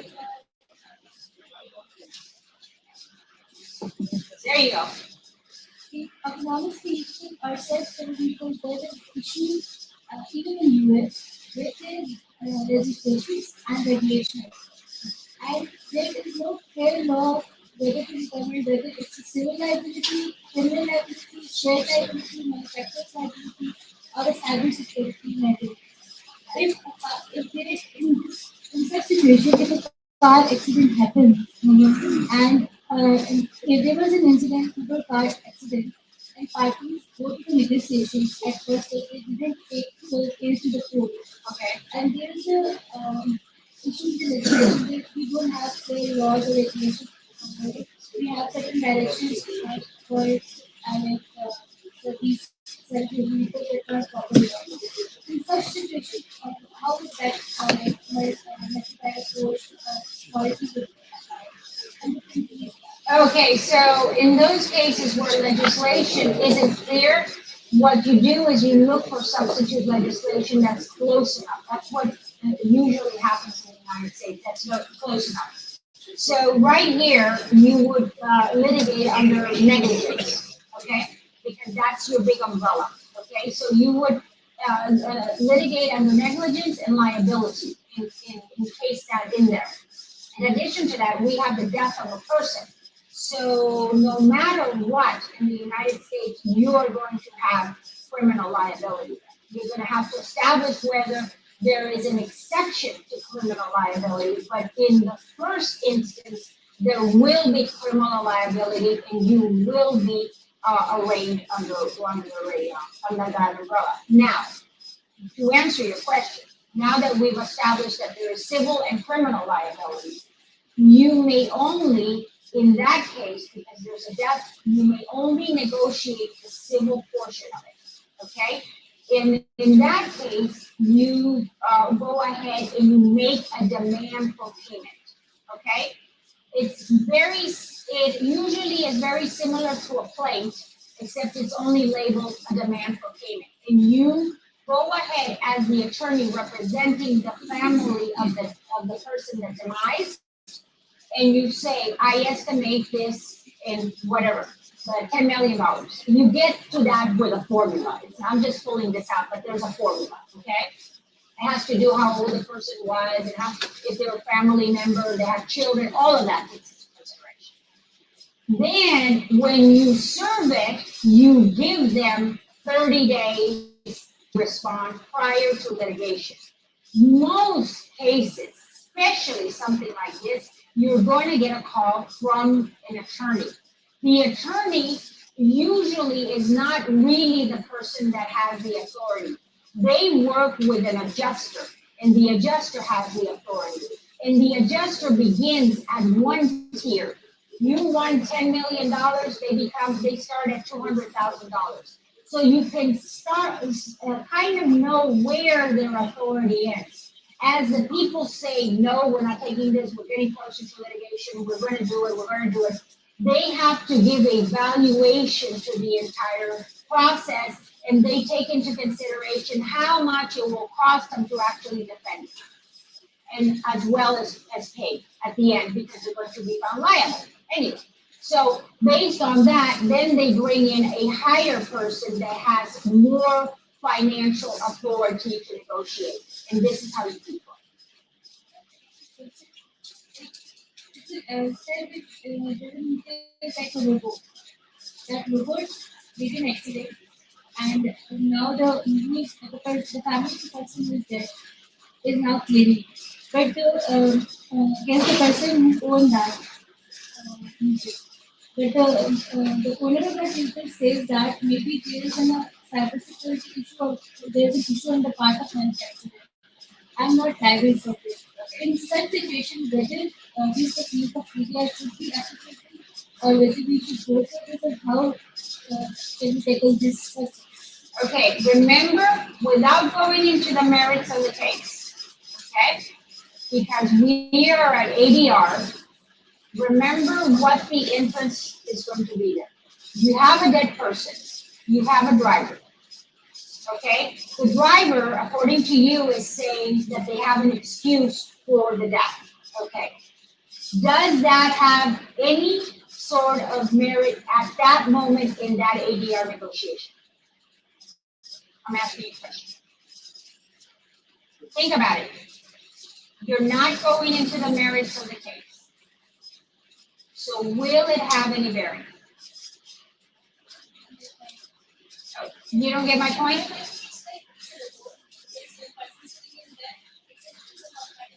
I understand, but you're going to the merits of the case. You've got to step back. You've got to stop litigating the case. Step back. It can be a robot. It can be a flower. It can be a dog. It's irrelevant. You're not going into the merits of the case. What you have, your case, the facts of your case is a person was driving a vehicle. B person was walking down the street and got killed by a person. It's irrelevant even that the car is electric. There's a dead person. That's what's relevant. Because the immediate situation is you have somebody that exercised, but for the action of that person, the person will be alive. So you have a nexus between the driver and the person dead. Immediate nexus. Now, how does it happen in practicality in the United States? In practicality in the United States is, if I didn't go against the corporation, which I would be messing out in millions of dollars, but let's say I didn't, and I went only against the driver, okay? The driver or their insurance company can turn around later and file a cross claim and bring in the manufacturing company, alleging all the things that you're saying. But then that would require all a series of exams, And what happens in those cases is, because the situation is so grotesque and it looks so bad, many times insurance companies will say, no, we'll pay because it's worse to drag the family of the victim for months and months and months, for years, until this is resolved. So they'll do a settlement, and the settlement will say something to this effect. we neither accept nor deny liability. But in the best interest of the harmony of life and the birds and the bees and everything, we will compensate so-and-so in the amount of such. It also saves them from going further into litigation. Because once you have a settlement, you're not going to sue. So that also is another tactic utilized. But all of that you're saying, you need to leave it over there. You just need to, it's very simple. Like when you were in the first year of law school, we didn't get into these complicated cases. We were just like, A hit B. Is there liability because A hit B? Yes, okay, there's a tort, there's because so and so. This is exactly how it is. You don't go in and say, yeah, A hit B because unfortunately she bent down and there was a rock coming and she tried to, you don't go through all that because that's not relevant. Okay? Okay. Anybody else? Okay, moving along. In order for you to negotiate in an international setting on behalf of any client, you must have a mandate. Okay? A mandate is basically an order, okay, from the client to negotiate. Mandate to negotiate. A mandate is to give authority to a third party, okay, by the person with power, with the purpose of having that person negotiate on their behalf. It is common practice to have mandates issued in writing. Verbal mandates are less common due to the potential liability. Remember, we talked about that. Building coalitions. Building coalitions and multiple party negotiations involves forming alliances and partnerships between different parties to achieve a common goal. The strategic approach that can be crucial in situations where no single party has enough power or influence to dictate terms on its own. This is the most common use for it. Alone, you're not strong enough. If you go ahead and you do a coalition with other parties with similar interests, you're able to pressure a negotiation much further. Okay? By forming coalitions, parties can, 1, pool their resources, 2, expertise, and 3, their support. This in turn increases their bargaining power and improves their chances of achieving their objectives. Coalitions can involve negotiating compromises, making concessions, and finding common ground that satisfies the interests of multiple parties. Effective coalition building requires strong communication, trust, and cooperation among the involved parties. Understanding cultural nuances. Learning to adapt negotiation approaches to diverse cultural contexts requires a deep understanding of cultural nuances that influence communication and decision making. This includes recognizing the importance of nonverbal cues, such as body language, facial expressions, which can vary significantly across cultures. Additionally, it's essential to be aware of cultural differences in communication styles, including directness versus indirectness, formality versus informality, and the use of titles and honorees. This is extremely important. Okay.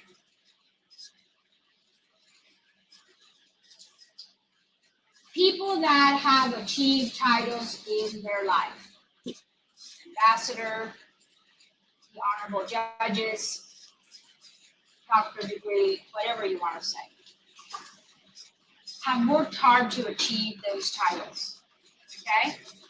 They didn't get there overnight. So it is important that we are sensitive to those titles and that we correctly address people by those titles. You will never be wrong if you say honorable judge so-and-so or your honor. But you will be wrong if you treat somebody by their first name and it rubs them the wrong way. That can be enough for that person to be turned off from continuing negotiation, because in their culture, they were highly disrespected, and you did not give them the decorum that they required. Now, many of you will say, well, they look proximity in our age, and we look proximity in this and that, and it doesn't matter. Err on the side of caution. Always go ahead and use the title. Esteemed Director, esteemed Attorney General, esteemed so-and-so, Honorable so-and-so. And if that person gives you permission to use something other than the title, then you're good. But don't assume that because, oh, gee whiz, we're close in age, let's just go ahead and do that. No, you shouldn't do that. You should give that person the respect and give them their title, and you should also be informed of the title. Please don't talk to people, don't go into a negotiation table without knowing who's on the other side, and make the mistake of calling them Mr. or Miss when the word should be Your Honor or Honorable. Okay? Be very cautious with those things. That lack of knowledge and that lack of due diligence and preparation shows you very novice. Like literally it's your first time doing this. You need to make sure that you know, when I go ahead and I am going to negotiate anything, I know even their pet's name before I enter that room. I want to make sure that I have all my arsenal ready to go, so I can pull it out and talk to them about their children, talk to them about their hobbies, talk to them about the things that they like to do, they don't do, anything that is available to me, because I am trying to build rapport with that person. And if I am show interest and understanding about them, I am going to do that. If there isn't anything available, okay, because somebody's going to ask me that in about 2 seconds. What if there's nothing available on that person? If you're dealing with, it's rare that they would not have an internet footprint, but if, let's say they're not, if you're dealing with people from other nationalities, the easiest thing you can do is find out about their country. Find some things of importance of their country and bring it out. Oh, I know about your country, this and this monument that's located in your country, or this city, or this type of food. You will see something come over them that makes them feel acknowledged, okay? Adapting negotiation approaches also involves respecting the cultural values and beliefs of your counterparts. This may require understanding the importance of relationship, what we just talked about, hierarchy, and group consensus in different cultures. It's crucial to avoid making assumptions based on stereotypes and to approach each negotiation with an open mind and willingness to learn. Do not stereotype anybody. We don't like it when they do it to us. Let's not do it to anybody else. Finally, building trust and rapport is essential in cross-cultural negotiations. This can be achieved by taking the time to get to know your counterparts on a personal level. Remember, the person on the other side is not your mortal enemy, okay? They actually can be your friends. Cross over. Get there. When you first get there, be very gracious. They put a big smile. Hi, how nice to meet you. It's wonderful. Thank you so much. I am so looking forward to our negotiation today. That doesn't take anything. Counselor, so wonderful to see you again. It's a pleasure. I hope we can reach an agreement. When you're done, counselor, it's been a pleasure. You've been a worthy, I use this line all the time. My goodness, you've been a worthy adversary. How wonderful this time has been with you. Thank you. That sets the stage for the next time we have to meet, because we will, okay? Building trust and rapport. By fostering a positive and collaborative atmosphere, you can increase the likelihood of reaching a mutually beneficial agreement. Rapport, a close and harmonious relationship in which people or groups concerned understand others' feelings, ideas, and communicate well. Okay? I don't know how many of you have heard the term in the United States, the elevator speech. Okay? For those of you that have not heard the term, there is a belief that a pitch, okay, to convince, to persuade somebody, you should have, it should be, take enough time. The time that it should take is when you get in the elevator and the elevator goes up, and by the time it opens again, you should be done with your pitch or with your persuasive argument, okay?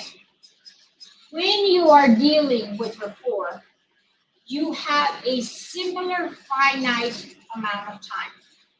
So this will be an interesting fact for you to know. You have somewhere between 15 to 25 seconds to build instant rapport with a person. That's your first block of time. So if you know that you need to make the most out of that amount of time. After that, you have 15 minutes to connect with a person. 15 minutes to connect with a person, okay? If you do not connect in those 15 minutes, it really is irrelevant what you say after that. You have missed your block on the 15 to 25 seconds, and you have missed your 15 minutes. So you have a very short time to make a lasting one-time impression, okay? With that information, you must utilize time and everything that comes out of your mouth very efficiently. Do not waste your time, okay? Rapport, 4 key principles to making rapport. Showing empathy. Remember, we talked about empathy yesterday, okay? The difference about empathy and, I'm sorry? In sympathy. Good. Okay? So empathy is, I regret that this has happened to you. I can see how this would be frustrating. Empathy. Authenticity. Don't go ahead and tell them that their tie is wonderful or that their shoes are great if they're not. Okay? People like people that are authentic. Wow, you look great today. And you mean it. And you really, so wonderful to see you.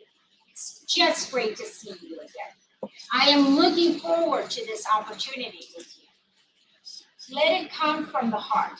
I heard I was recently in a lecture, and the person there drove my attention when they said the first step to negotiation is utilizing your heart.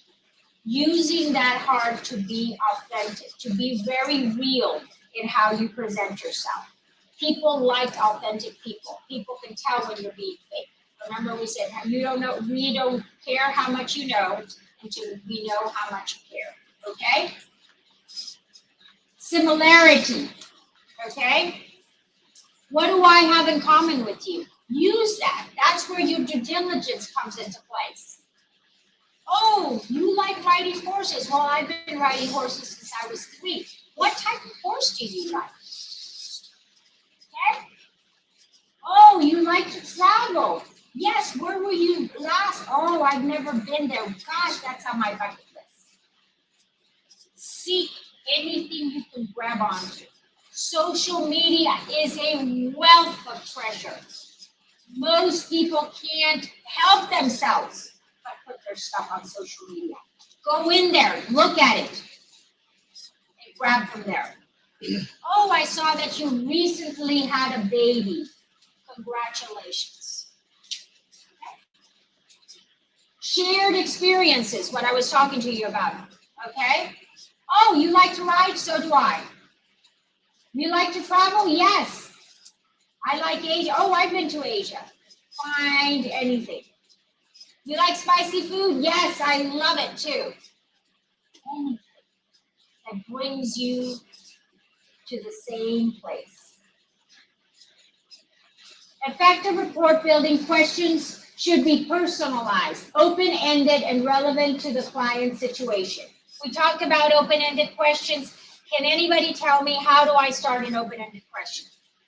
Yes? What, why, how? What, why, and how? Ensuring genuine connections and meaningful conversations. Personalization, customizing questions to the client's background and interest not only shows that you are genuinely interested, but also helps to foster a more meaningful bond. Okay? I once was at a negotiation table where the person on the other side would not relent. We had literally gotten into an impasse. I had done my homework, and the gentleman on the other side had recently become, like in the last 3 years, a grandfather. And every post that you saw, he was with that grandchild. And one of the things that he said was that that particular lawsuit was taking so much time. He kept complaining about the time related to the lawsuit. So I listened and I said, sir, I completely understand your frustration. If I had such a beautiful grandchild, I too would want to spend more time. And this lawsuit is robbing you from that opportunity to spend time. So how about if we settle so you can spend more time with that precious child? We settled. I personalized it. I took it from monetary and personalized it.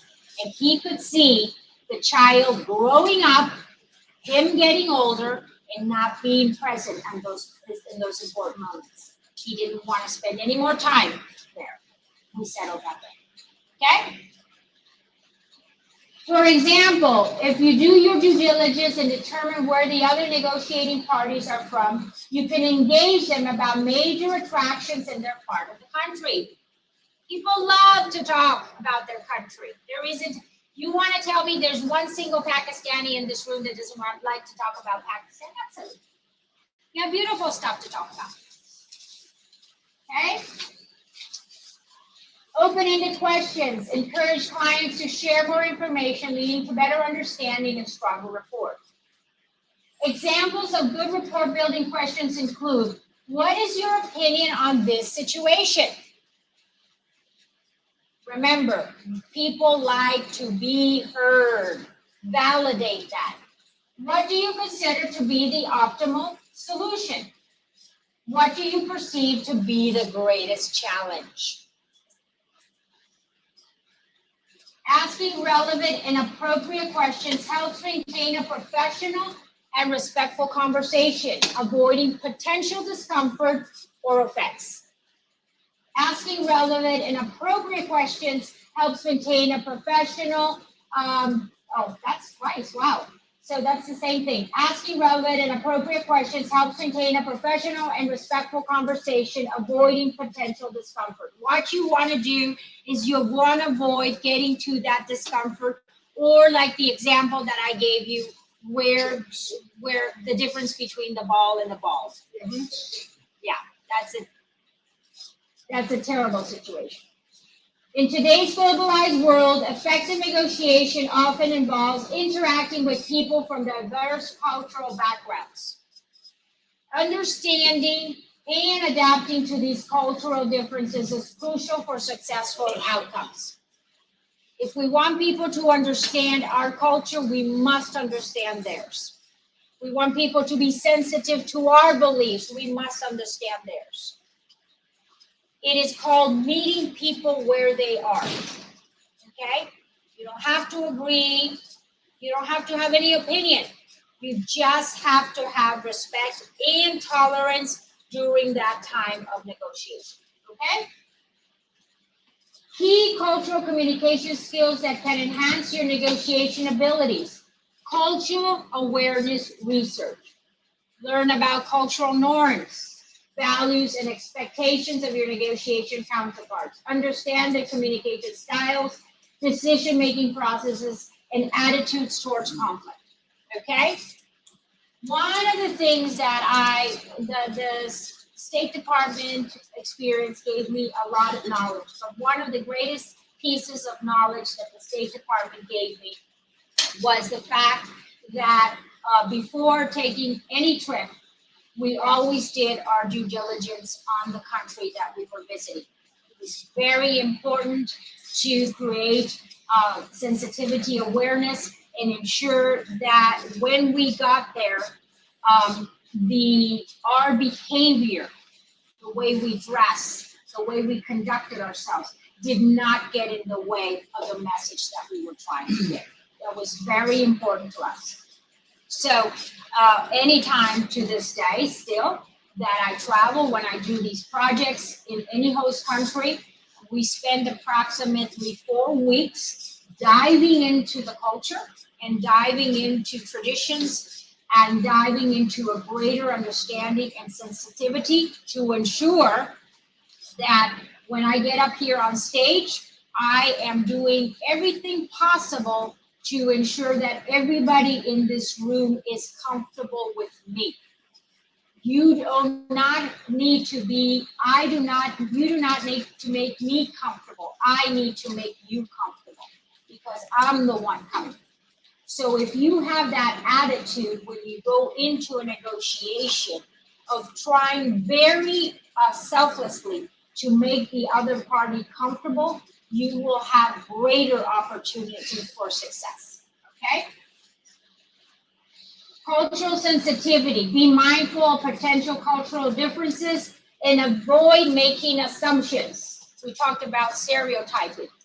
Show respect for their cultural perspectives and avoid stereotyping. Again, nonverbal communication, body language. Be aware of your own body language and that of your negotiation partners. Gestures, facial expressions, eye contact can make different meanings in different cultures. Okay? Even a hand gesture.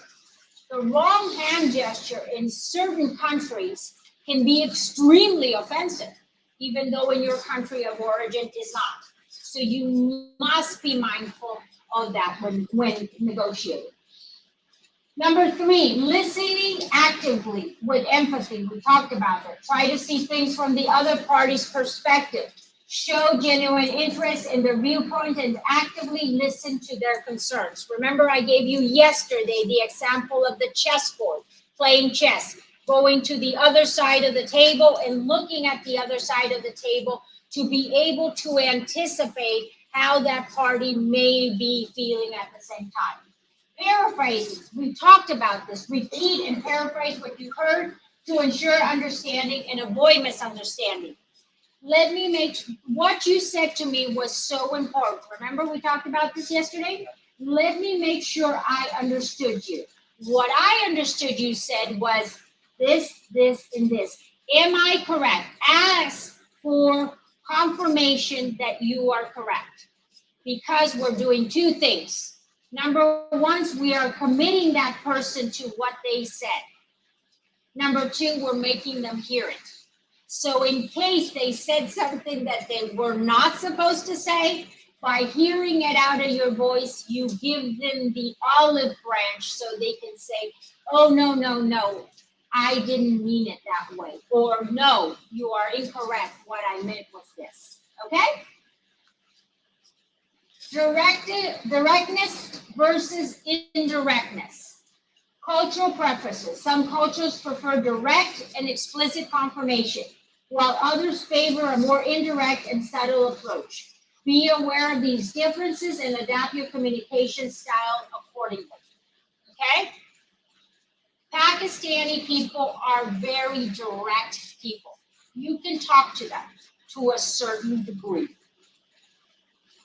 But you must be cautious on where you tread lightly.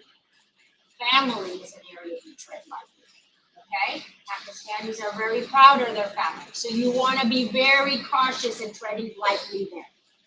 Now you have other cultures. For example, when I go to Asia. In Asia, you do not have a combination of indirect and direct. In Asia, things are more indirect. The approach is much more indirect because it is associated with respect. So you must be very cautious that you say things in a way and in a manner that is not offensive. So perhaps what I hear in Pakistan could possibly say at a negotiation table, I cannot say. You're referring to Asia, to which country? Because we all. Well, you're South Asia. I'm talking about Asia as far as China, as far as Thailand, as far as Cambodia, as for all of these different Asian countries, which are not South Asian, have a different protocol for negotiation. Okay? Different from going to the United States, where we're very direct. We're extremely direct. As a matter of fact, we are often called upon as being even slightly rude because we're so direct. People are not used to it. Huh? Yeah. So we have to be in check because we want, in our directness is tied to time sensitivity. We're so sensitive to time. We're so that we want to hurry things up, and it's not necessarily tied to rudeness. It's tied to hurrying up things along to ensure that we go ahead and get matters resolved. But it doesn't work with everybody. That is commendable. That is commendable. Yeah. Approach of your people. Yeah, we try. We try to, so our ADR blocks, for instance, court mandated ADR is blocks of 1.5 hours to 2 hours, and the matter gets resolved. Time perception, cultural difference, and to understand how different cultures perceive and use time. This one is the funniest one, okay? The funniest one. So this is a huge cultural difference, okay? If you negotiate with certain friends of the EU, if the time to be there is 8 o'clock, they were there at 7:30. I don't need to tell you who those are. You know who they are. Americans are pretty much the same. We are there 30 minutes to 15 minutes before, or we consider ourselves to be late, okay? There are other countries that if the time is 8 o'clock and they show at 8:30, they're just arriving fashionably late, okay? And you need to understand that. You cannot get bent out of shape about it. You can try and say, can we just kind of really stick to this? But it's always going to be a challenge, and you cannot let out of the gate that be something that bothers you. I had a colleague that was a negotiator that depending on the nationality of the people on the other side, he would give different time slots. So he would start off and say, okay, we're starting off at 7. And then he'd say to the other, we're talking at 7:30. No, we're 8, and like this. And actually, we were starting at 9. So the ones from 7 were the ones that were leisurely entering at 9 o'clock in the morning. So they were on time. So it was a very interesting approach. I never used it, but I just learned to understand that just give myself more time. Flexibility. Be prepared to adjust your approach to accommodate different time perspectives. This is what we were talking about. Just being flexible. You got to have a lot of patience here. Building relationships, cultural norms. Understand the importance of relationship building in different cultures. Invest time in building trust and rapport with your negotiation counterparts. Okay? This is not the client, this is your opposing counsel. Remember, you're going to have to talk to them and deal with them. Okay? One of the best pictures out there somewhere. I had a negotiation at the United Nations that we did in the Korean embassy. And at that particular negotiation, my esteemed colleagues from China and Russia were there. My predecessor had never really, my predecessor and their predecessors had really never engaged either one of these representatives. It's no secret that sometimes we don't see eye to eye, okay? So I went ahead and I had quite a different philosophy. I've never met a person that isn't my friend. Everybody's my friend. So I entered and I went directly to them and extended my hand and gave them, started to talk to them and everything. They were completely shocked, okay? And so by the time we spent there, like, I don't know, 2 hours, and obviously in that particular resolution, they were on one side and we were on a completely opposite side. The funny part of the whole conversation is that when we were walking out, there's cameras and security and everything. You can see my Russian friend was like that, and my Asian friend was a little shorter. And so there's a picture of us where I'm in the middle, chit-chatting away, and here are these two delegates one from Russia and one from China. And everybody's scratching their head because they're, first of all, why are you guys laughing so much? And how did this ever happen? Well, because they are not my enemies.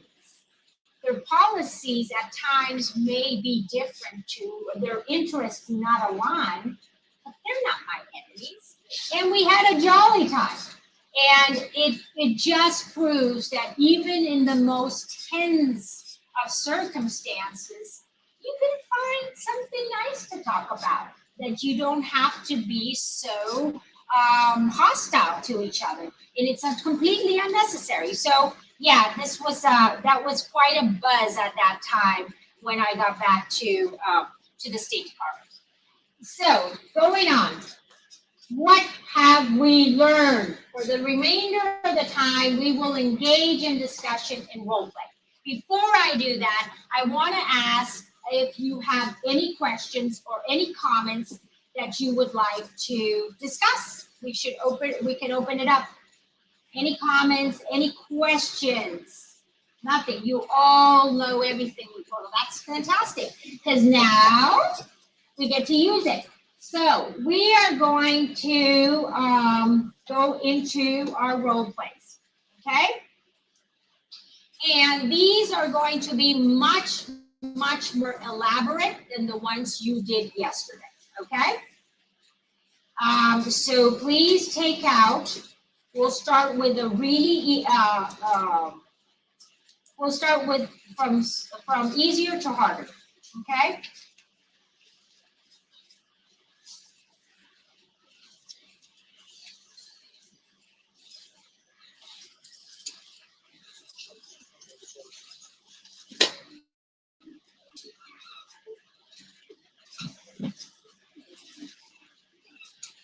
Okay, so the first one we're going to do is a scenario regarding a construction company who is coming in and doing a new construction in an area, in a specific area, okay? They're doing a condominium complex. A condominium. So there's obviously going to be issues. Okay, so let's start. 4 weeks ago,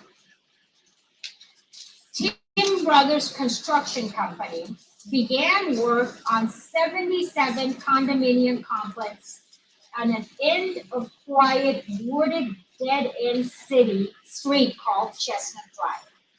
So the description of the street is it's quiet, it's wooded, it's nice, and it's called Chestnut Street. All permits for the construction were properly issued. If quietly obtained, and the quality of this construction is very high. Okay? So these are high-end condominiums, pricey. Some resistance from the neighborhood was of course expected, but tempers now seemed unusually high. And credible threat has developed of neighbors blocking the site access. Okay?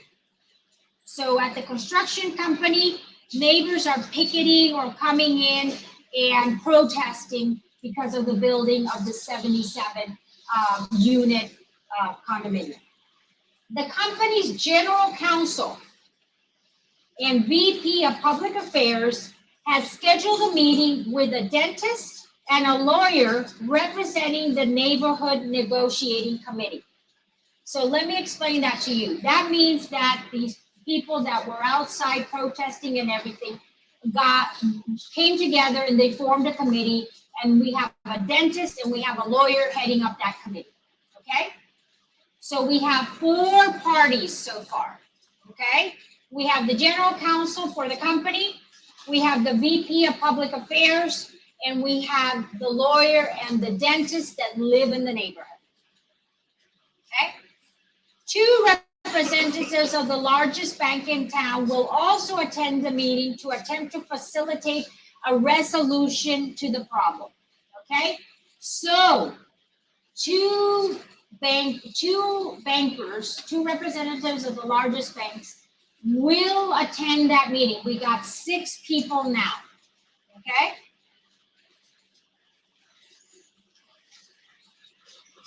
What you need to tell me is, number 1, do those bankers who are going to, according to my scenario, act as intermediaries, okay? They're trying to facilitate the negotiation.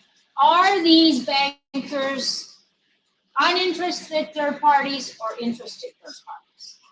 Depending on which side you go with that is the course that you go in this negotiation. Does that make sense? No, it doesn't, or yes, it does, or maybe, or we're thinking about it. Yes, no, maybe? Okay, let me explain further. Okay, if the bankers are issuing the condominium complex their loans to build the condominium, that would make them. If they are not issuing the loans, they just simply happen to be 2 bankers from the largest banks in the neighborhood, okay?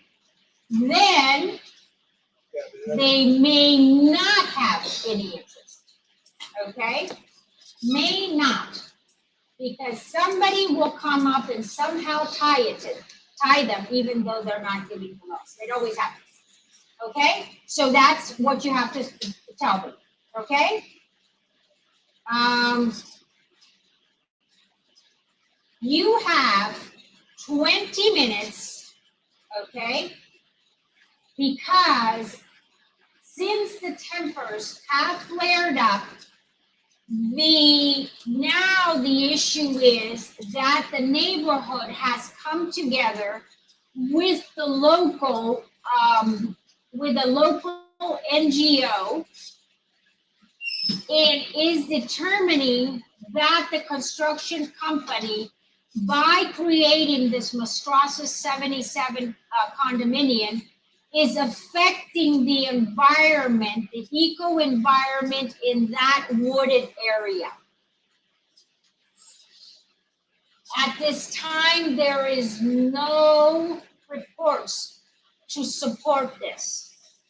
It is just that there is an ordinance in this area that says that only a certain amount of trees can be cut in order to preserve the trees of that area, okay?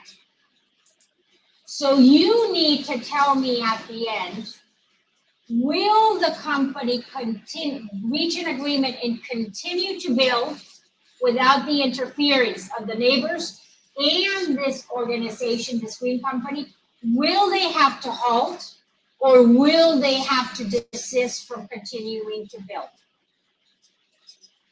Okay? In all three scenarios, you must also tell me if there is any potential loss to somebody involved and what that loss looks like.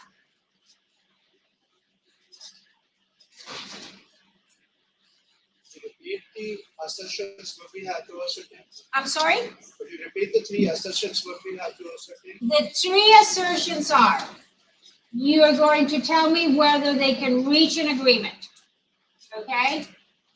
And continue constructing and having the neighbors not continue to boycott them, okay? Or if they will, and the NGO that is also the green NGO, okay? Or if they will have to halt the construction and go to litigation because of the interference of the neighbors and this organization, or three, if they simply have to walk away and they cannot continue construction. In all those three cases, you have to tell me if there is a loss to anybody involved, any of the parties involved. Okay? Any other question? Okay, so it is literally 5 to 1. You have until 2:15. Okay? And you can make your groups any way you want. Okay? But at least 4 of you should work together because you got 4 parties in 4 people participating in this negotiation. So 4 people should work together. And it's perfectly fine if you want to mix genders and work 2 ladies and 2 men or however you want to work. Okay? It's according to your comfort level. Did you have a copy of that? No, because this is a cheat sheet. It's a good stick try. to our memory, right? It's part of what, okay, so why don't I give you a copy? Because part of what I'm trying to do is when you get into a negotiation table, you're not gonna have a cheat sheet. You're gonna have to very quickly note it. For the homework purpose. Yes. I wanted that copy. Oh, okay, well, I'm If you happy don't to. have, I'm okay. So you'll have to really, your mind will have to be open and you have to get a lot of details very quickly. So I'm trying to get you to that point there.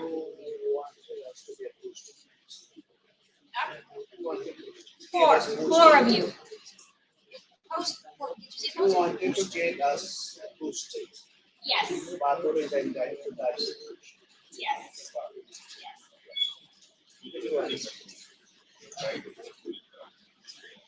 All right, let's get this.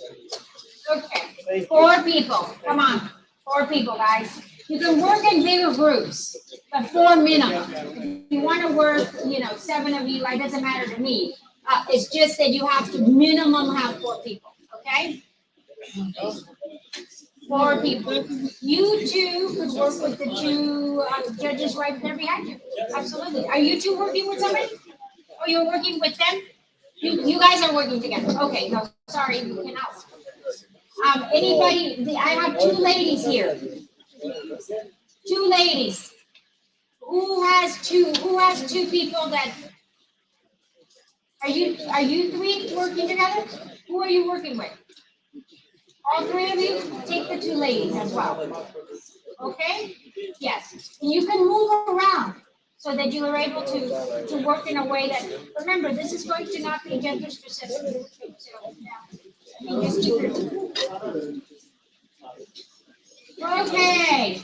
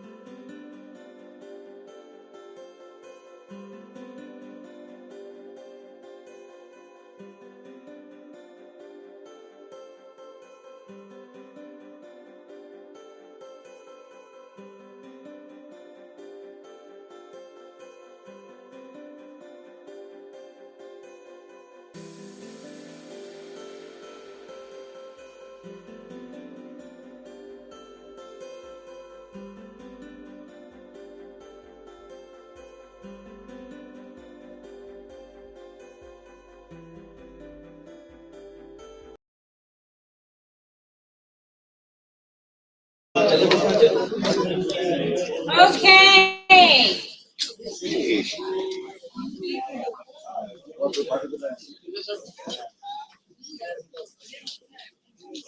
I love the lively bunch over there. That was great.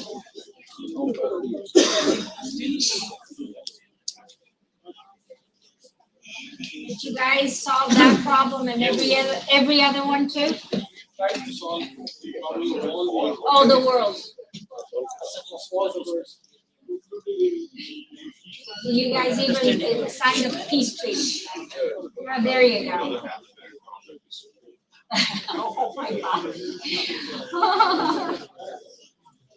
Fantastic. Are we ready to proceed?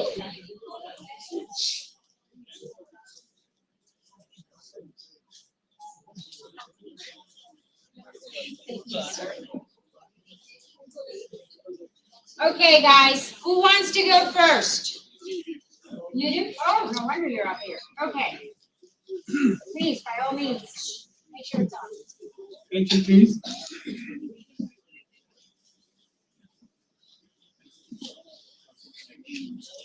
Okay.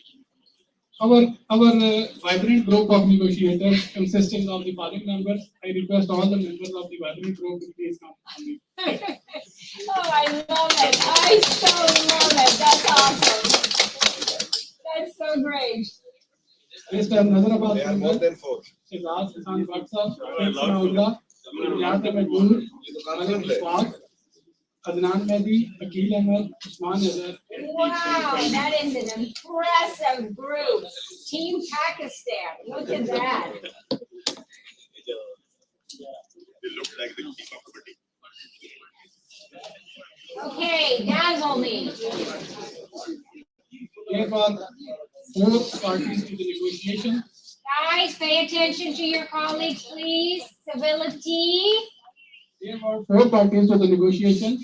Number 1, there was a company, and number 2, there were concerns of the neighbors who were residing in the same locality, and the neighbors were represented by a lawyer and a dentist. And there were 2 bankers and a green NGO. These were the 4 parties to the negotiations. And after conducting the negotiations with our expertise for a period of 30 minutes, we reached at the following common solutions.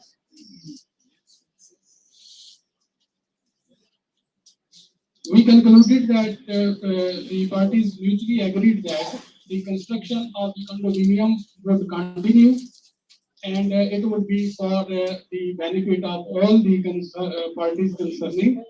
The concern of the residents of the locality and represented by the lawyer and the dentist would be catered in the way that the company constructing the condominium would plant 10 trees if they got 1 tree, and they would leave the green belts in the ground floor, and in the top rooftop of the condominium would be the green belt altogether.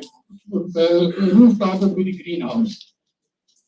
In this way, the concern of the NGO, green NGO, and the residents of the locality regarding the environment would be solved. Regarding another concern of the residents of the locality, the basement of the condominium would be the parking area, and all the residents of the condominium would use the basement as the parking spot, and they would not utilize any place reserved for the residents of the locality.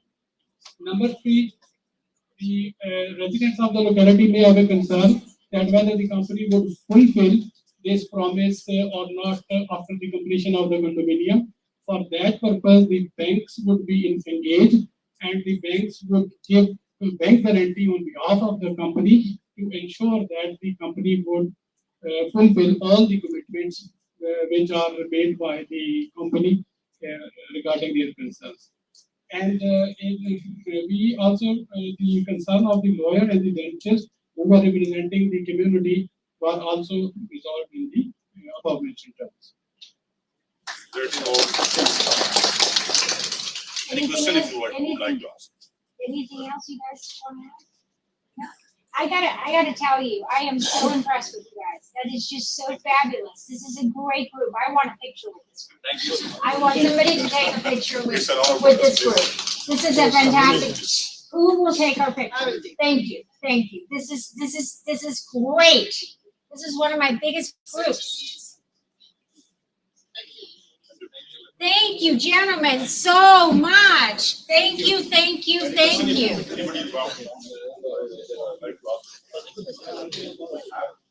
Anybody else? Yes, I got another enthusiastic group. This is wonderful.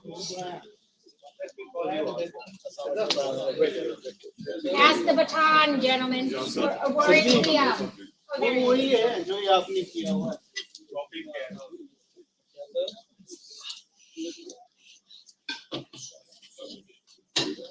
Okay.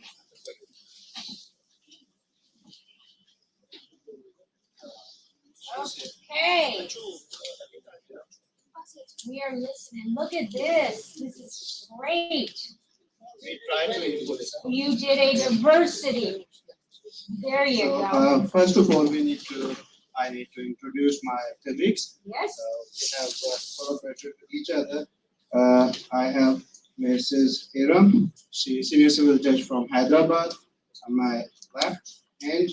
And then Mrs. Munazza Asim, she is senior civil judge from Narowal.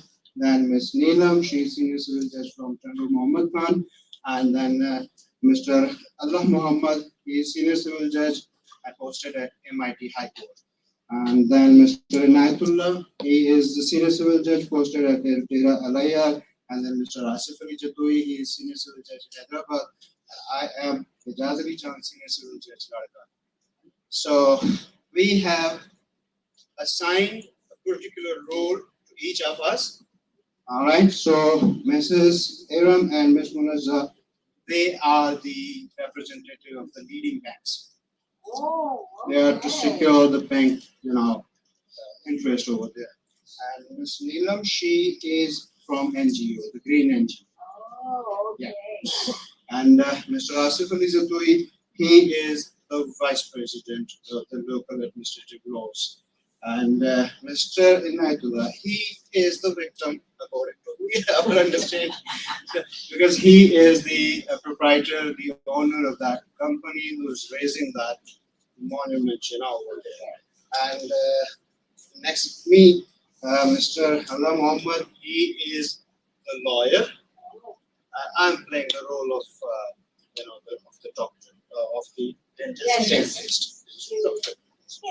We mediated by ourselves. We did not call anyone else to come between us and this mediate. So that was good, perhaps. Okay, the concerns which the bank shown, I would like my sister to comment on the concern of the bank. Okay. Our bank have already been given loan to the contractor, construction company, and if the building is not constructed, the construction company would not be able to pay the loan back to the bank. And the other bank has reservations.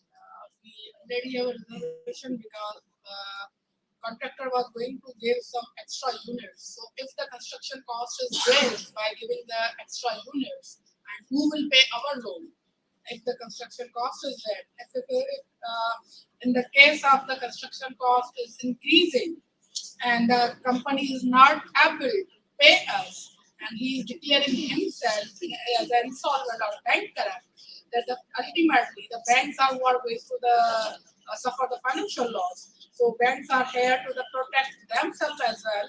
So in case that the resident and the company agree at the certain point, but that certain point is going to cause us the loss, so we are here to represent ourselves. So any agreement between them may not reach without us. Wow.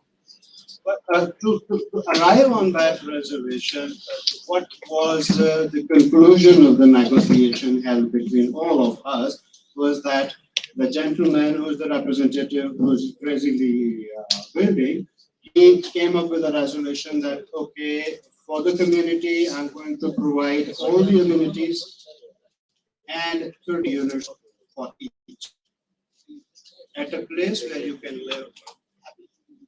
Do not interrupt in my construction. So we step back. The lawyer and the dentist, we step back. Okay, we are happy.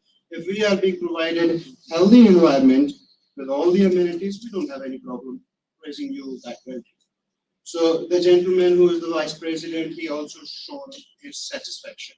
The NGO, they also shown their satisfaction by way the gentleman agreed, and he pointed out that I'm going to plant the amount of the trees which would be cut down the double of the same. So if we are going to cut down 1,000 trees, he would be planting 2,000 trees. So the NGO got, okay, I don't have any problem. So we step back, the NGO step back, the vice president said, okay, if you are agreed, I don't have any problem. But the banks, they got their reservation that what if tomorrow he is unable to provide the 30 units he is going to commit along with the amenities. He will go to the court and file the suit in order to get him bankrupt. The substantial loss in this situation, what we perceive and we agree on is the substantial loss is going to be borne by the banks. So in that situation, the gentleman said, I have some resources and I'm going to manage all the things. If you have any kind of losses, if you're citing any losses, don't worry, I'll pay you off. Wow. Once my building is constructed and all the commercial activities are started and the units are sold out, I'll pay you off as per terms and agreements. Fantastic. This is kind of situation we have. This is very good. Wow, that is another picture. Oh, welcome. Wait, no, want another picture. It's with my second team. This is a great team. I want to make sure I have it.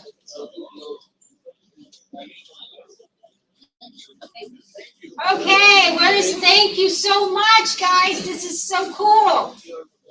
Thank you. 13. Wow, look at this powerhouse of a team. Save the day. Oh, yes.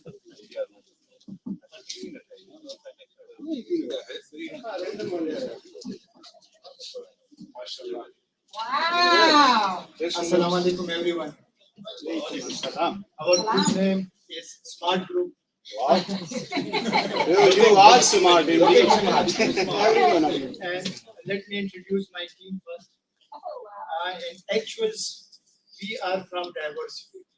We have lawyers, judges, community, as well as the religious scholar. Before going to the issue, we first made a committee involving all the stakeholders. Introduce. And then we started discussion. So I will introduce my colleagues one by one. Mr. Osama.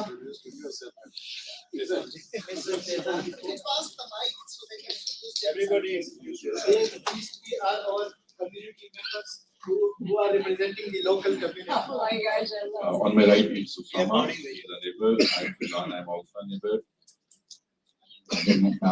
Also neighbor. We both are the bankers who gave loan to the company. Sardar Jawad Ahmad, Senior Civil Judge.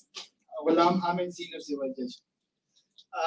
These two are the company owners who are going to construct the construction. My name is Rishma Mariam, and representing the company. Same goes for me. I'm Mehrul Nisa, and I'm representing the company. And you are attorneys? These three are from the green NGOs who are representing us. Senior Civil Judge, playing role of banker. Senior Civil Judge. How much you have seen yourself? And this last guy is our Maulana from the local community. Oh, I love it. Oh, that's wonderful. Green environment protector. I'm flying the rules. What did he say? Now, Madam will represent. Yes. As a concerned community, we must address the detrimental effects of ongoing construction in our area. The increased air and noise pollution not only disrupts our daily lives, but also possesses the health risks to our residents. Furthermore, the deforestation associated with this project threatens the local wildlife and our ecosystem. We urge the authority to reconsider the development to protect our environment and enhance our community's quality of life. Together, we can advocate for sustainable practices that prioritize our well-being and the planet. So considering all these factors that the community obviously raised, we have established some plan A, plan Bs, and plan Cs, right?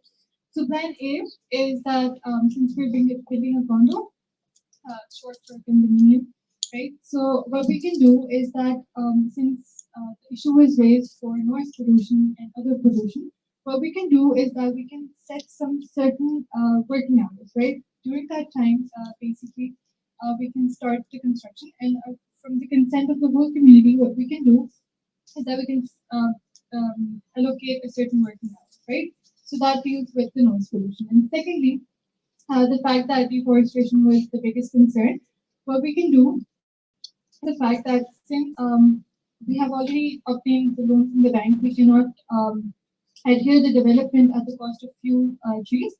So considering that, what we can do is we can have a plantation line. For every tree we cut, we will implant 2 more trees to curtail the deforestation issue raised by the community.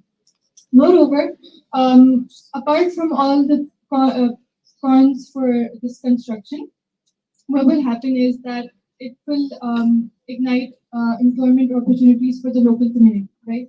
So we can hire receptionists or basically more employees that will be needed for the construction of this condo.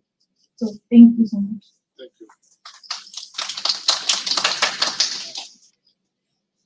No picture with us. No, I'm just waiting. No, I'm waiting. I love that. That's awesome. Okay. All right, I got you guys.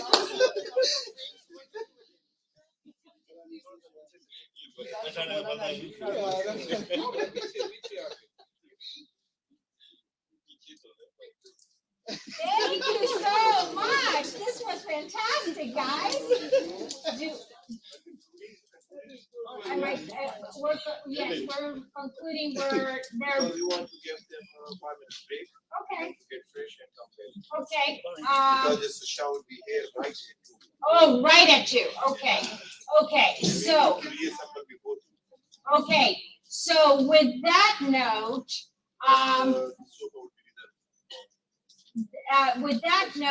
we want to go ahead and freshen up.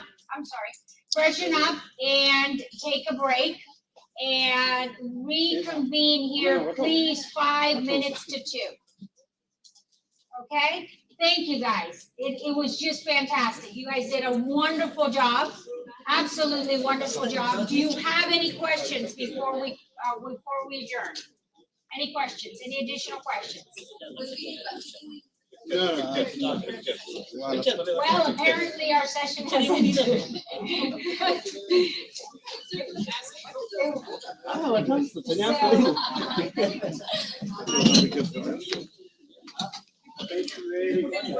You are so welcome. Oh, take a picture. Okay, no, you get your picture, even if you don't. They didn't get you to get you guys.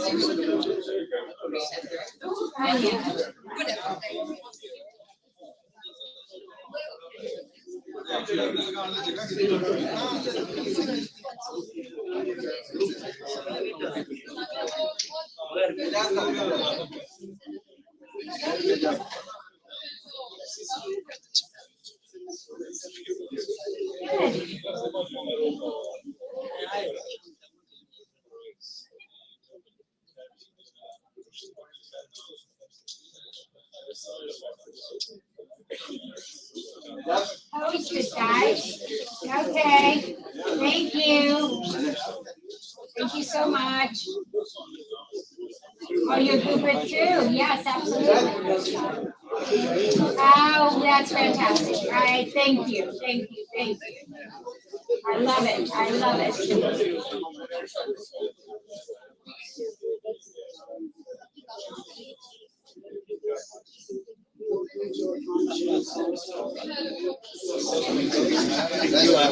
Thank you. Thank you guys so much. Really appreciate it. Yes, absolutely. My pleasure. Absolutely.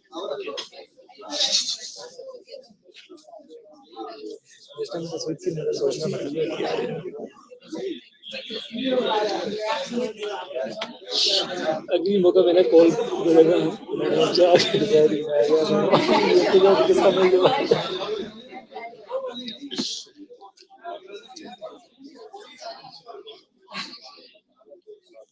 He's like a machine.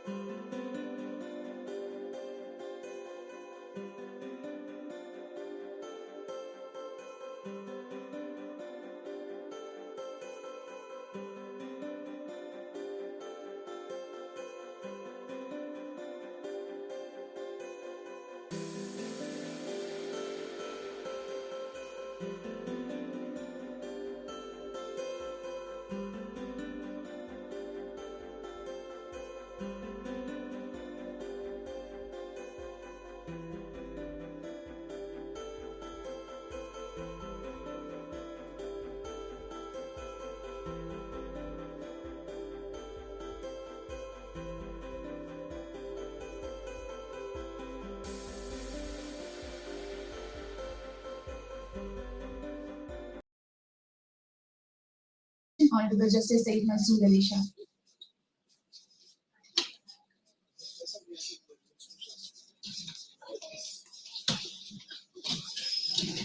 Please welcome Honorable Justice Sayyid Mansoor Ali Shah and Mr. Justice. I have you.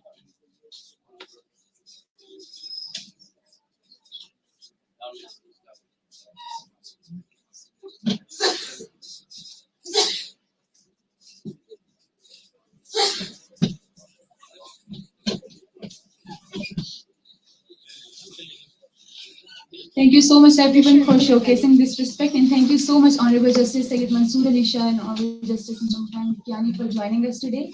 So as we are heading to closing ceremony of our 2 days infringing session, so first and foremost, I would like to extend my warmest welcome to all of you. And second of all, I would like to request all of you to let's start it on a patriotic note. So please join me and rise in respect of National Anthem of Pakistan.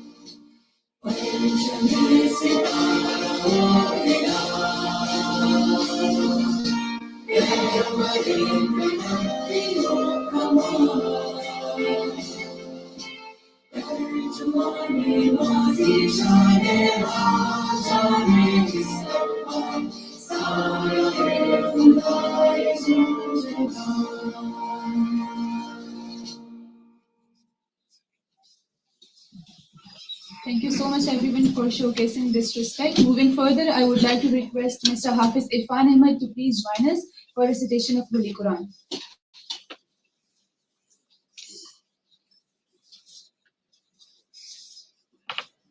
أعوذ بالله من الشيطان الرجيم بسم الله الرحمن الرحيم أوليس الذي خلق السماوات والأرض بقادر على أن يخلق مثلهم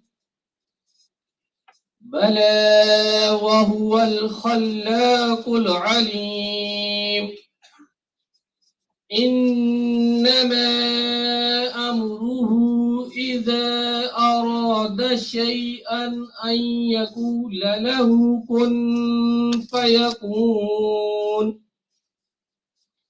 فسبحان الذي بيده ملكوت كل شيء وإليه ترجعون صدق الله.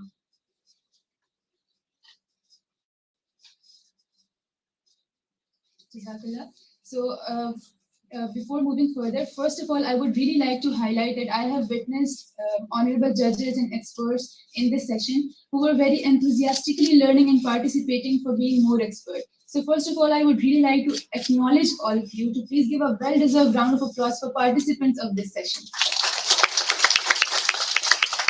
Thank you so much.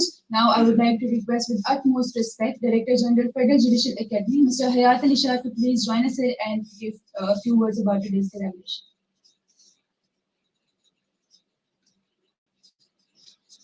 Alhamdulillah Rabbil Alameen, wassalatu wassalamu ala Muhammadin wa ala alihi wa sahbihi wa sallam.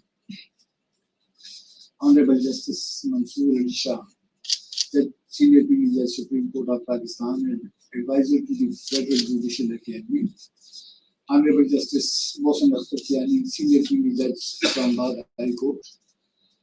Professor Dr. Joe Chetlick, and the head of the Department of Law, Fatima Jinnah University. I'm forgetting your name, I'm sorry for that. Dear participants of the course, I'm thankful to you, sir, both of you, that you spared the time and graced this occasion.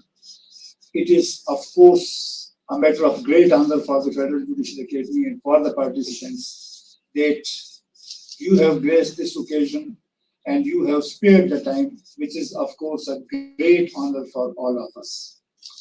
Justice Jawad Hassan from Lahore High Court was also to join us, but due to some reason he couldn't come. But one thing I want to tell you, that this whole activity was his contribution. He made effort to bring Joe Chetlick to the Federal Judicial Academy for this activity. Of course, the effort of Fatima Jinnah University is also. So I will request to have a big play for Justice Jawad. Sir, mediation, negotiation is, they have been learning for the last 2 days, no doubt, is a mode of dispute resolution, but I say it is a very good mode of management as well. And as I was telling today to the batch of the district and session judges, and I will say simple words, sir, that is, if you stop the negotiation, whispering starts. And when many people whisper, whispering campaigns, that is called whispering campaign. And when there is whispering campaign, when there is whispering campaign, it is in fact beginning of the revolution, and for that matter, it is beginning of the disaster. So I will suggest that use this tool not only for dispute resolution, but also use it for in your management while managing your team. Sir, I will not take much time, and I don't want to stand between the honorable judges and the audience because they are more anxious to listen from you. So thank you very much, sir, once again, and thank you all. Thank you.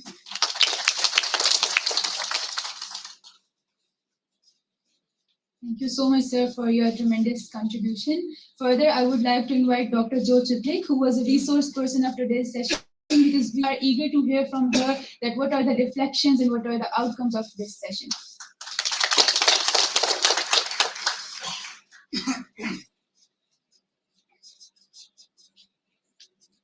Good afternoon to all. My name is Dr. Joe Chetlick.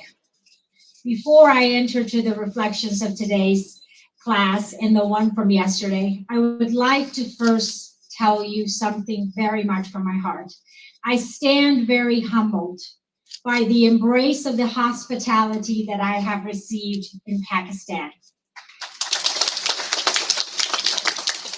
As an American scholar, we can only wish to have the ability to teach at such a prestigious university and academy, because I consider this not only an academy, but a true university as well. I am so grateful for the Federal Judiciary Academy for opening their doors. I am also very grateful, Justice Shah, for your trust in allowing me to be here. I am grateful to the participants for their ability to listen, for their ability to share with me in this journey. 2 days ago, just yesterday, we started our journey on negotiation mastery as unknown to each other. We were I came in, everybody was quiet, and we started our class. Today, 24 hours, 48 hours later, we will be leaving as colleagues and friends. I am very grateful for the opportunity, but I am more grateful for what I have seen. I have seen my colleagues, the honorable judges, my colleagues, my litigants, and the aspiring students that will become the leaders of tomorrow. I have seen them in the past 2 days as they have evolved, as they have taken in the concepts, they have learned the concepts, they have mastered the concepts, and they have applied those concepts. It is very hard to do so much in a very short period of time, yet I congratulate you because you were able to do so. I hope you will take this opportunity and you will be a part of the ADR movement of Pakistan. You are truly living in a moment that's special. History is being made. There are few times in our life that we can actually say that we are living history, and we are living history now. We are so fortunate to be guided in this journey by Justice Shah, a man of vision, a man who is forward thinking, and that will carry Pakistan into a new era, an era of conflict resolution. I do not want to take any further time from the other very distinguished speakers, but I just want to extend my eternal gratitude to the Academy, to Justice Shah, to Your Honor, and to all of the participants for having me and for tolerating me in the last 48 hours. Thank you so much, and may God continue to bless and prosper Pakistan every single day. Thank you.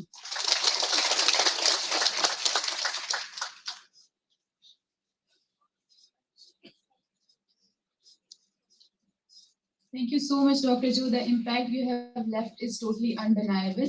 So with an utmost honor, it's a huge respect and honor that we are having with us an esteemed guest speaker, Senior Puny Judge, Islamabad High Court, Mr. Justice Mohsen Akhtar Kiani, to address us. So I would like to request him to please join us today.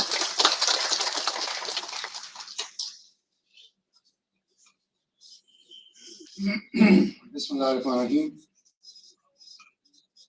I'm sorry I'm not prepared on the topic of negotiation, nor am an expert like Dr. Jo. But I try my utmost ability to learn the things from the Judicial Academy, but they have not allowed me to attend your session due to my own extreme engagements. But the judge's role in the negotiation concept is very essential and important, but a judge should not cross that red line which call him as a biased judge. So that is a minimum standard to be looked into, and a judge should be fair and manage that negotiation if the outcome of that negotiation comes legally enforceable.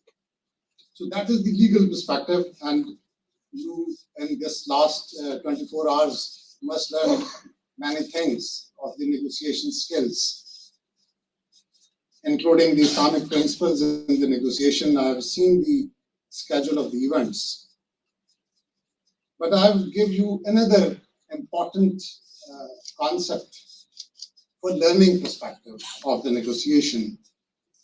I've gone through a lawyer's life known as James B. Donovan, an American lawyer who is an insurance lawyer and participated in the trial of a Soviet spy in the 1960s.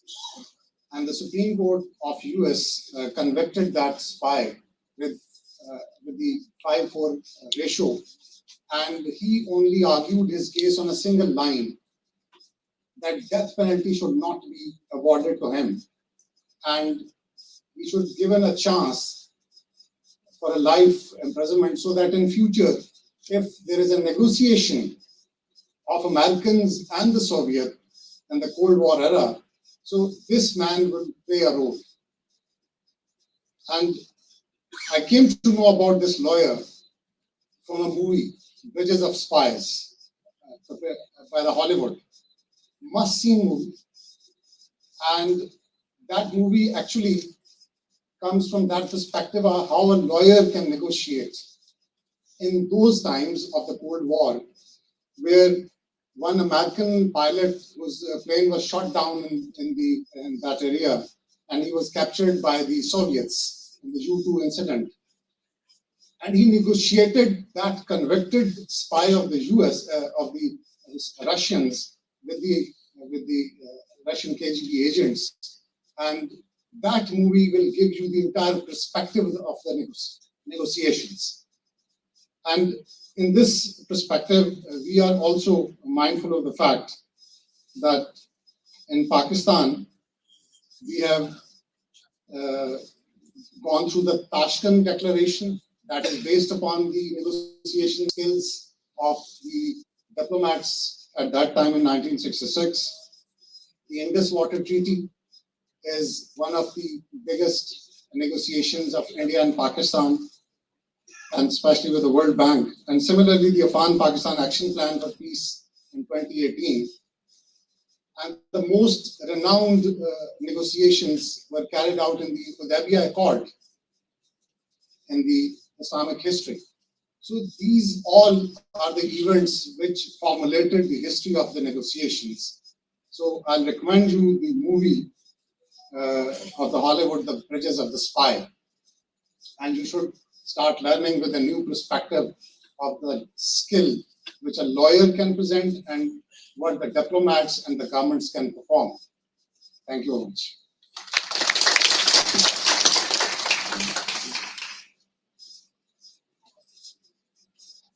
Thank you so much, sir, for sharing your invaluable thoughts. Moving further, we are all honored to have Honorable Justice Syed Mansoor Ali Shah with us today, because his unwavering commitment to promote ADR Iran of Pakistan, we can all witness that. So I would really humbly request Honorable Justice Syed Mansoor Ali Shah to please join us here and address this honorable gathering.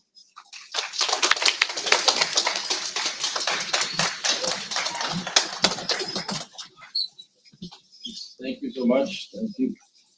Let me first start by thanking Professor Dr. Jo Chitlik. I heard about her in Karachi when I was at the IBA, and I thought that the topic at IBA was ADR Renaissance, and I thought that was a wonderful way of looking at the whole thing, and I thought that IBA has come up with the term till they very frankly admitted that no, it was Professor Jo Chitlik, it's her term. So wonderful. I think it is ADR Renaissance in Pakistan now. Thank you so much for that wonderful term. And we try to use it now in our literature. Thank you so much. And thank you so much for being here, associating with us, telling us about negotiation. I'll just talk about what our plan is. Thank you to Zarish Fatima also. She's from the Fatima Jinnah University. Thank you so much for partnering with us. Thank you to Fulbright also for putting this event together. So thank you all, and thank you to the participants for taking interest. I know ADR is absolutely essential area for us, and we've said it many times. I don't think we can get rid of or deal with 2.4 million cases in Pakistan the way they are right now. It's a very litigious society that we come from. And with this, the number of judges that we have, which is about only 4,000, I don't think litigation is an answer to this. And we see dependency rising every day. There has to be some sort of a alternative to this entire litigational landscape that we have. And the only option, it's not rocket science, it's happening all over the world. We have ADR facilities in the world. I think the best migration and the best solution to our litigation is ADR. And we have to move on to mediation and arbitration. Without that, I do not see the system is going to get clogged, because this number of cases that we have, they are not going down. If you look at the figures, we're adding cases every year. We're not going down this figure. You would not have seen that 2.43 has gone down. It cannot. Because it's not possible to deal with this number unless we come up with a smart solution. To my mind, that is ADR. We need to also culturally change the country by making people understand, by making litigants understand that it is the court that comes at the end of the story, and we need to start negotiating, talking to each other, mediating, and then leading to arbitration if required. But that is where we end our dispute. That is the only space to end our dispute, and only in worst to worst situation, which requires some sort of, as I said yesterday, some interpretation of law, then would you end up going to court. So that's not the choice that you have. So we need to take the courts off the table. Tell people that, listen, you need to settle your matters in the space that you have, and the new space is ADR centers. And you as judges need to understand this. You need to start sending these matters over to ADR. And as I see it, I think if suppose in a particular district we just have one ADR center that might be established soon, it should lead to more centers and the courts should be reduced. More of you sitting in a district should actually be doing ADR, and a very few judges doing actual litigational work. That's how it should move. In future, 60% or 70% of the work is actually being handled at the ADR level, and only 20 to 30% handled at the litigation level. That is the model. That is the successful model that we have to arrive. It might appear to you that it is very, a bit fanciful right now, but it's not. That is the future. 70% of our disputes need to settle at the ADR, and maybe 30% because of their complexity and because of the interpretational issues should go to court. So court should not be there in your life, and I'm talking about a litigant. They must have this other space available. You could do that. You could create that trend. I've been also saying that, you see, this movement that Dr. Chitlik has so rightly said, the ADR movement, and we're living through history, we can only carry it through if we understand that this can only happen if the judiciary plays a role. This cannot happen at private centers to start with, because people don't understand this. An ordinary litigant will never trust a private sector center in Pakistan. We did a survey in Punjab. They said if somebody has to mediate our dispute, it has to be a judge. That's a cultural understanding. Please understand that. They would not like to go to a respected citizen of the area or a doctor or an engineer for that matter. They would want a judge to resolve their dispute, even though at a mediation level. So this is something what they've already said this, and we did a survey and that's what we got. So I think we can play a major role in getting this movement started. And once it's started, then yes, the private players will come in. I wish them all the best to do that as we speak. But the real change is going to come from the districts, and I tell you why. In Punjab, when we did the ADR, and we did it in 36 districts, in a couple of months, we had thousands of cases moving from the courts onto the ADR, and with a success of about 60%. That is not the case in a private sector domain. You see, we talk about 1, 2, 10, 20 cases. We have 2.43 million cases in Pakistan. So the bulk of the work is in the judiciary. So we need to understand, and if you have that on your table every day, that the case that comes to you, you have number one ADR facility available, and you have that in your mind, you can send that case over to the ADR center, which is going to be inshallah established in every district, and that does the trick. We want to do that at the High Court level also. Islamabad High Court is right here, and I must also thank Justice Mohsen Kyari for always supporting the FGA. He's been there, he's been coming for lectures, he's been giving support. He went for a delegation to Manila recently, and everybody that I talked to at the FGA talks highly about you, for your support and the kind of push that you're giving them. Thank you so much for that. So, and Islamabad High Court is already looking at it. They set up the center, they have set up, they've come up with the rules. The only High Court that's come up with rules and all that. So I wish them luck and all the best. But I think the area is the districts where we plan to start, and it cannot happen without your participation. You'll have to have that kind of mindset of moving every case, if you can think, onto the ADR.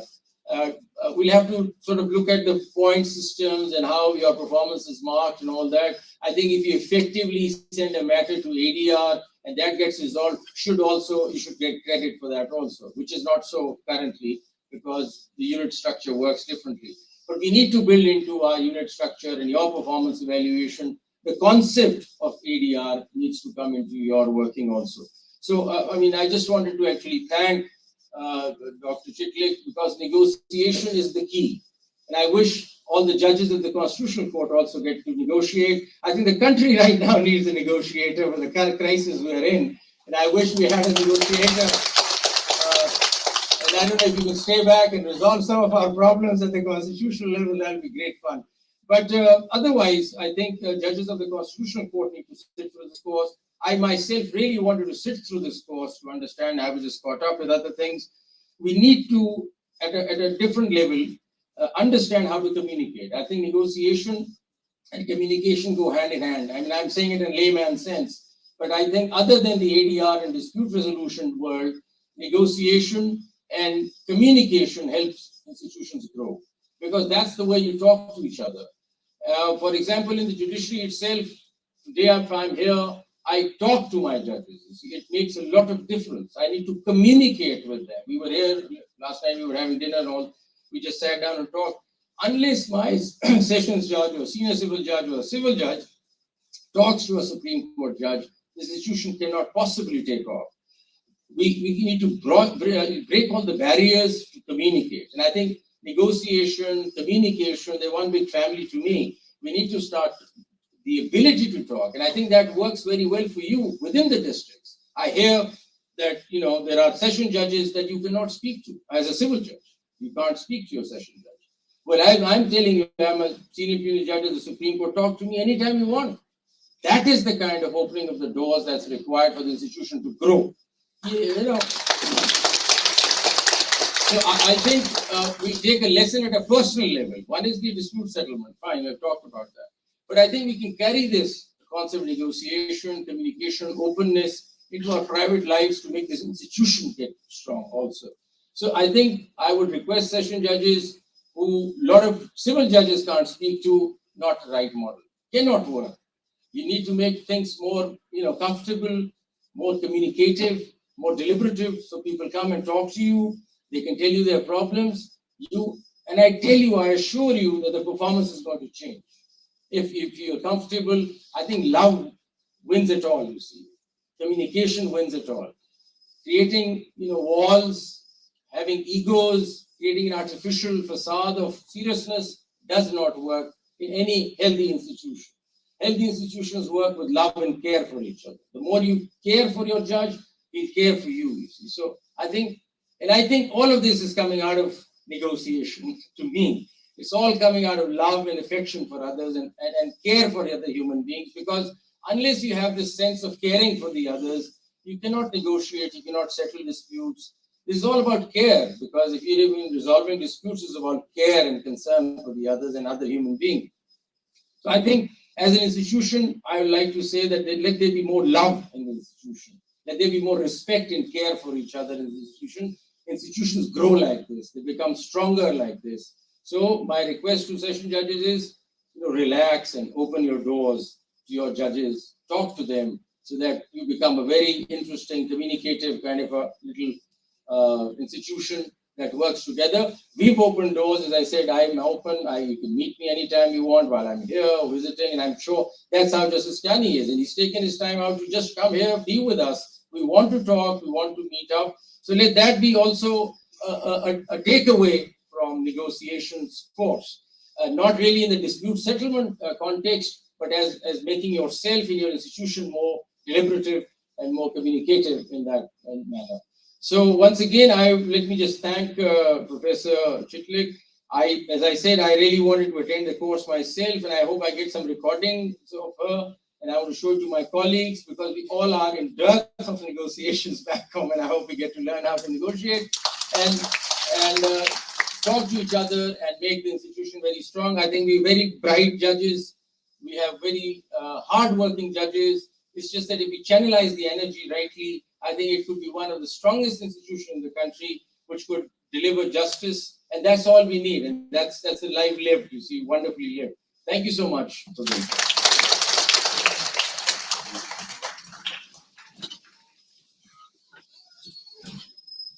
Thank you so much, Honorable Justice Syed Mansoor Ali Shah, for sharing your insightful thoughts. Moving further, I would like to request one of the key organizers of today's session, Ms. Aish Farid Khan, Head of the Department of Law, Fatima Jinnah Women University, to please join us and say a few words about this collaboration and also for the vote of thanks. Please welcome Ms. Aish.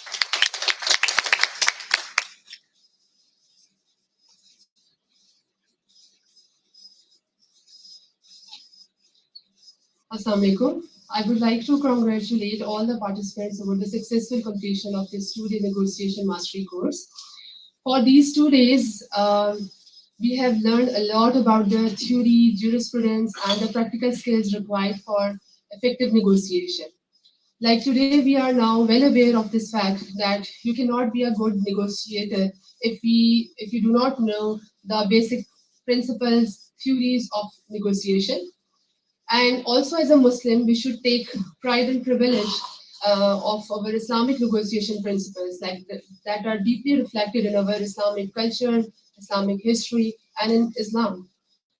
But knowing these principles, it's not sufficient until and unless we know the effective communication strategies.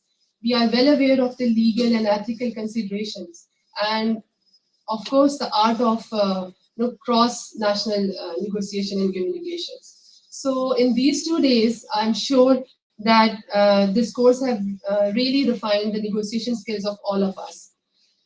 So today, as we have come to the conclusion of this course, I would like to extend my deepest gratitude to all those who have made this event possible. First and foremost, I'm really honored and thankful to our distinguished speakers, Honorable Justice Sayyid Mansoor Ali Shah and Honorable Justice Mohsen Akhtar Kiani, for generously sharing your invaluable insights and experience with us. Sir, your vision has been truly applauded by all the sectors of legal fraternity, and I am sure that your contributions are going to continue to shape the future of ADR in Pakistan. Thank you so much, sir. A very special thanks to Dr. Jo Chitlik, our amazing resource person. She has been here for the second time in Pakistan at the Department of Law, Fatima Jinnah Women University, for the capacity building of the students, female students, law students, and the faculty, and also to carry on her mission of advancing ADR in Pakistan. Dr. Jo, you have been tremendous and phenomenal throughout this journey. Thank you so much. I would also like to acknowledge our co-organizers, the Federal Judicial Academy, for their unwavering support and commitment, and special thanks to Director, Academics and Training, Mr. Fakhr Zaman, for his instrumental help and support partnership in making this event possible. I would also like to thank our industry partners, Legal Aid Society, IDI, and Islamabad High Court Bar Association for contributing into this event and making this event possible. Last but not the least, I want to thank and congratulate my hardworking organizing team who worked tirelessly to ensure there should not be any kind of a problem and for the smooth execution of this event. And I would like to mention that the Fatima Jinnah Women University is really committed to contribute to the advancement of ADR in Pakistan. And this was just a small contribution at the part of Department of Law in this recent week of ADR in Pakistan. And this is not just an end. I believe as an academic collaborator, we can continue to have a network of legal professionals to foster collaboration, arrange such kind of trainings, and to also do a meaningful research to promote ADR across all the sectors of Pakistan, not just among the legal fraternity. So once again, I am really thankful all of you for being a part of this course. Thank you.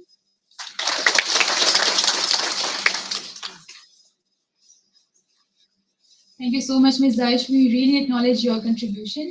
So as we are going to conclude this session, so there are some souvenirs as a token of appreciation on behalf of key organizers, Federal Judicial Academy, along with Fatima Jinnah Women University. So first of all, I would like to request Director General, Federal Judicial Academy, Mr. Hayat Ali Shah, to please join us here in front of stage to present souvenir to our esteemed resource person, Dr. Jo Chitlik. Please welcome Dr. Joe Chitlik with a well-deserved round of applause.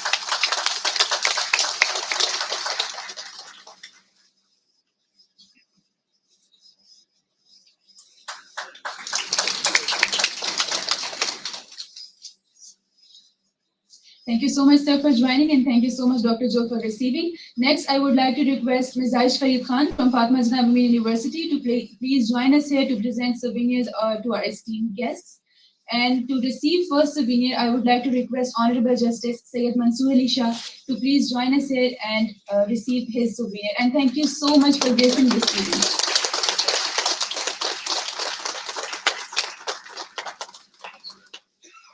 Next, for acknowledging the presence of Justice Mohsin Akhtar Kiani, I would like to request you to please come here and receive your souvenir as well.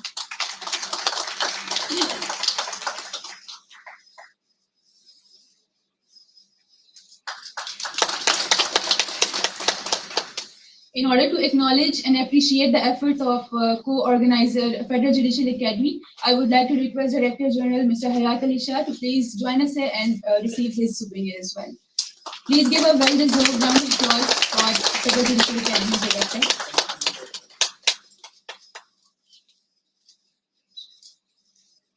Of course, Fatima Jinnah Women University is very thankful to Dr. Joe Chitlik. So I would like to again request her to please join us here and receive a souvenir on behalf of Fatima Jinnah Women University.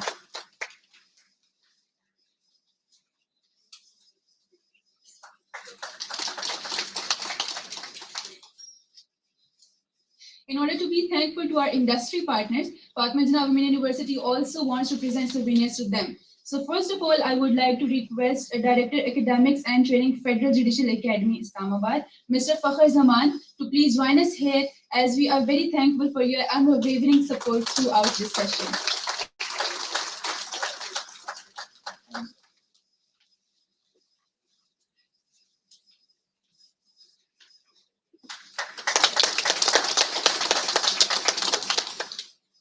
For next industry partner, on behalf of Islamabad High Court Bar Association, I would like to request the Secretary, Mr. Shafkat Abbas Tara, to please join us here and receive his souvenir as well.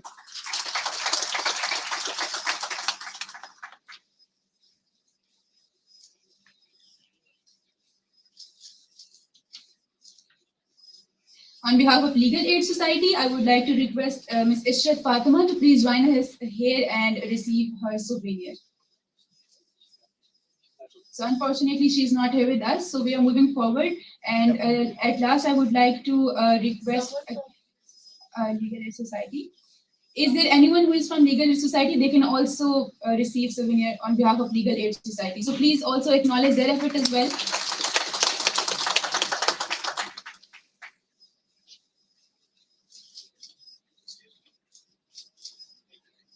Thank you so much, Ms. Aish Farid Khan. So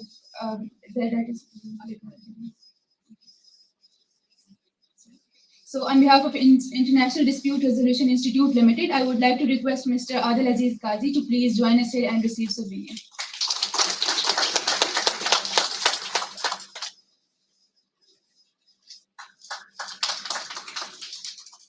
Thank you so much, Ms. Aish. So at last, on behalf of Federal Judicial Academy, Director General, I would like to again request you to please join us here and to present bouquet to our esteemed Honorable Chief Guest, Justice Syed Mansoor Ali Shah.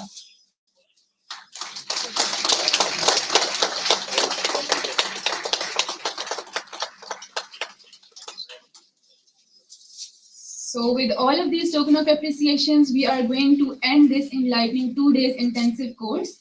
So before going further, I would like to request all of you to give a well-deserved round of applause to all of you, because all of you were amazing throughout this session.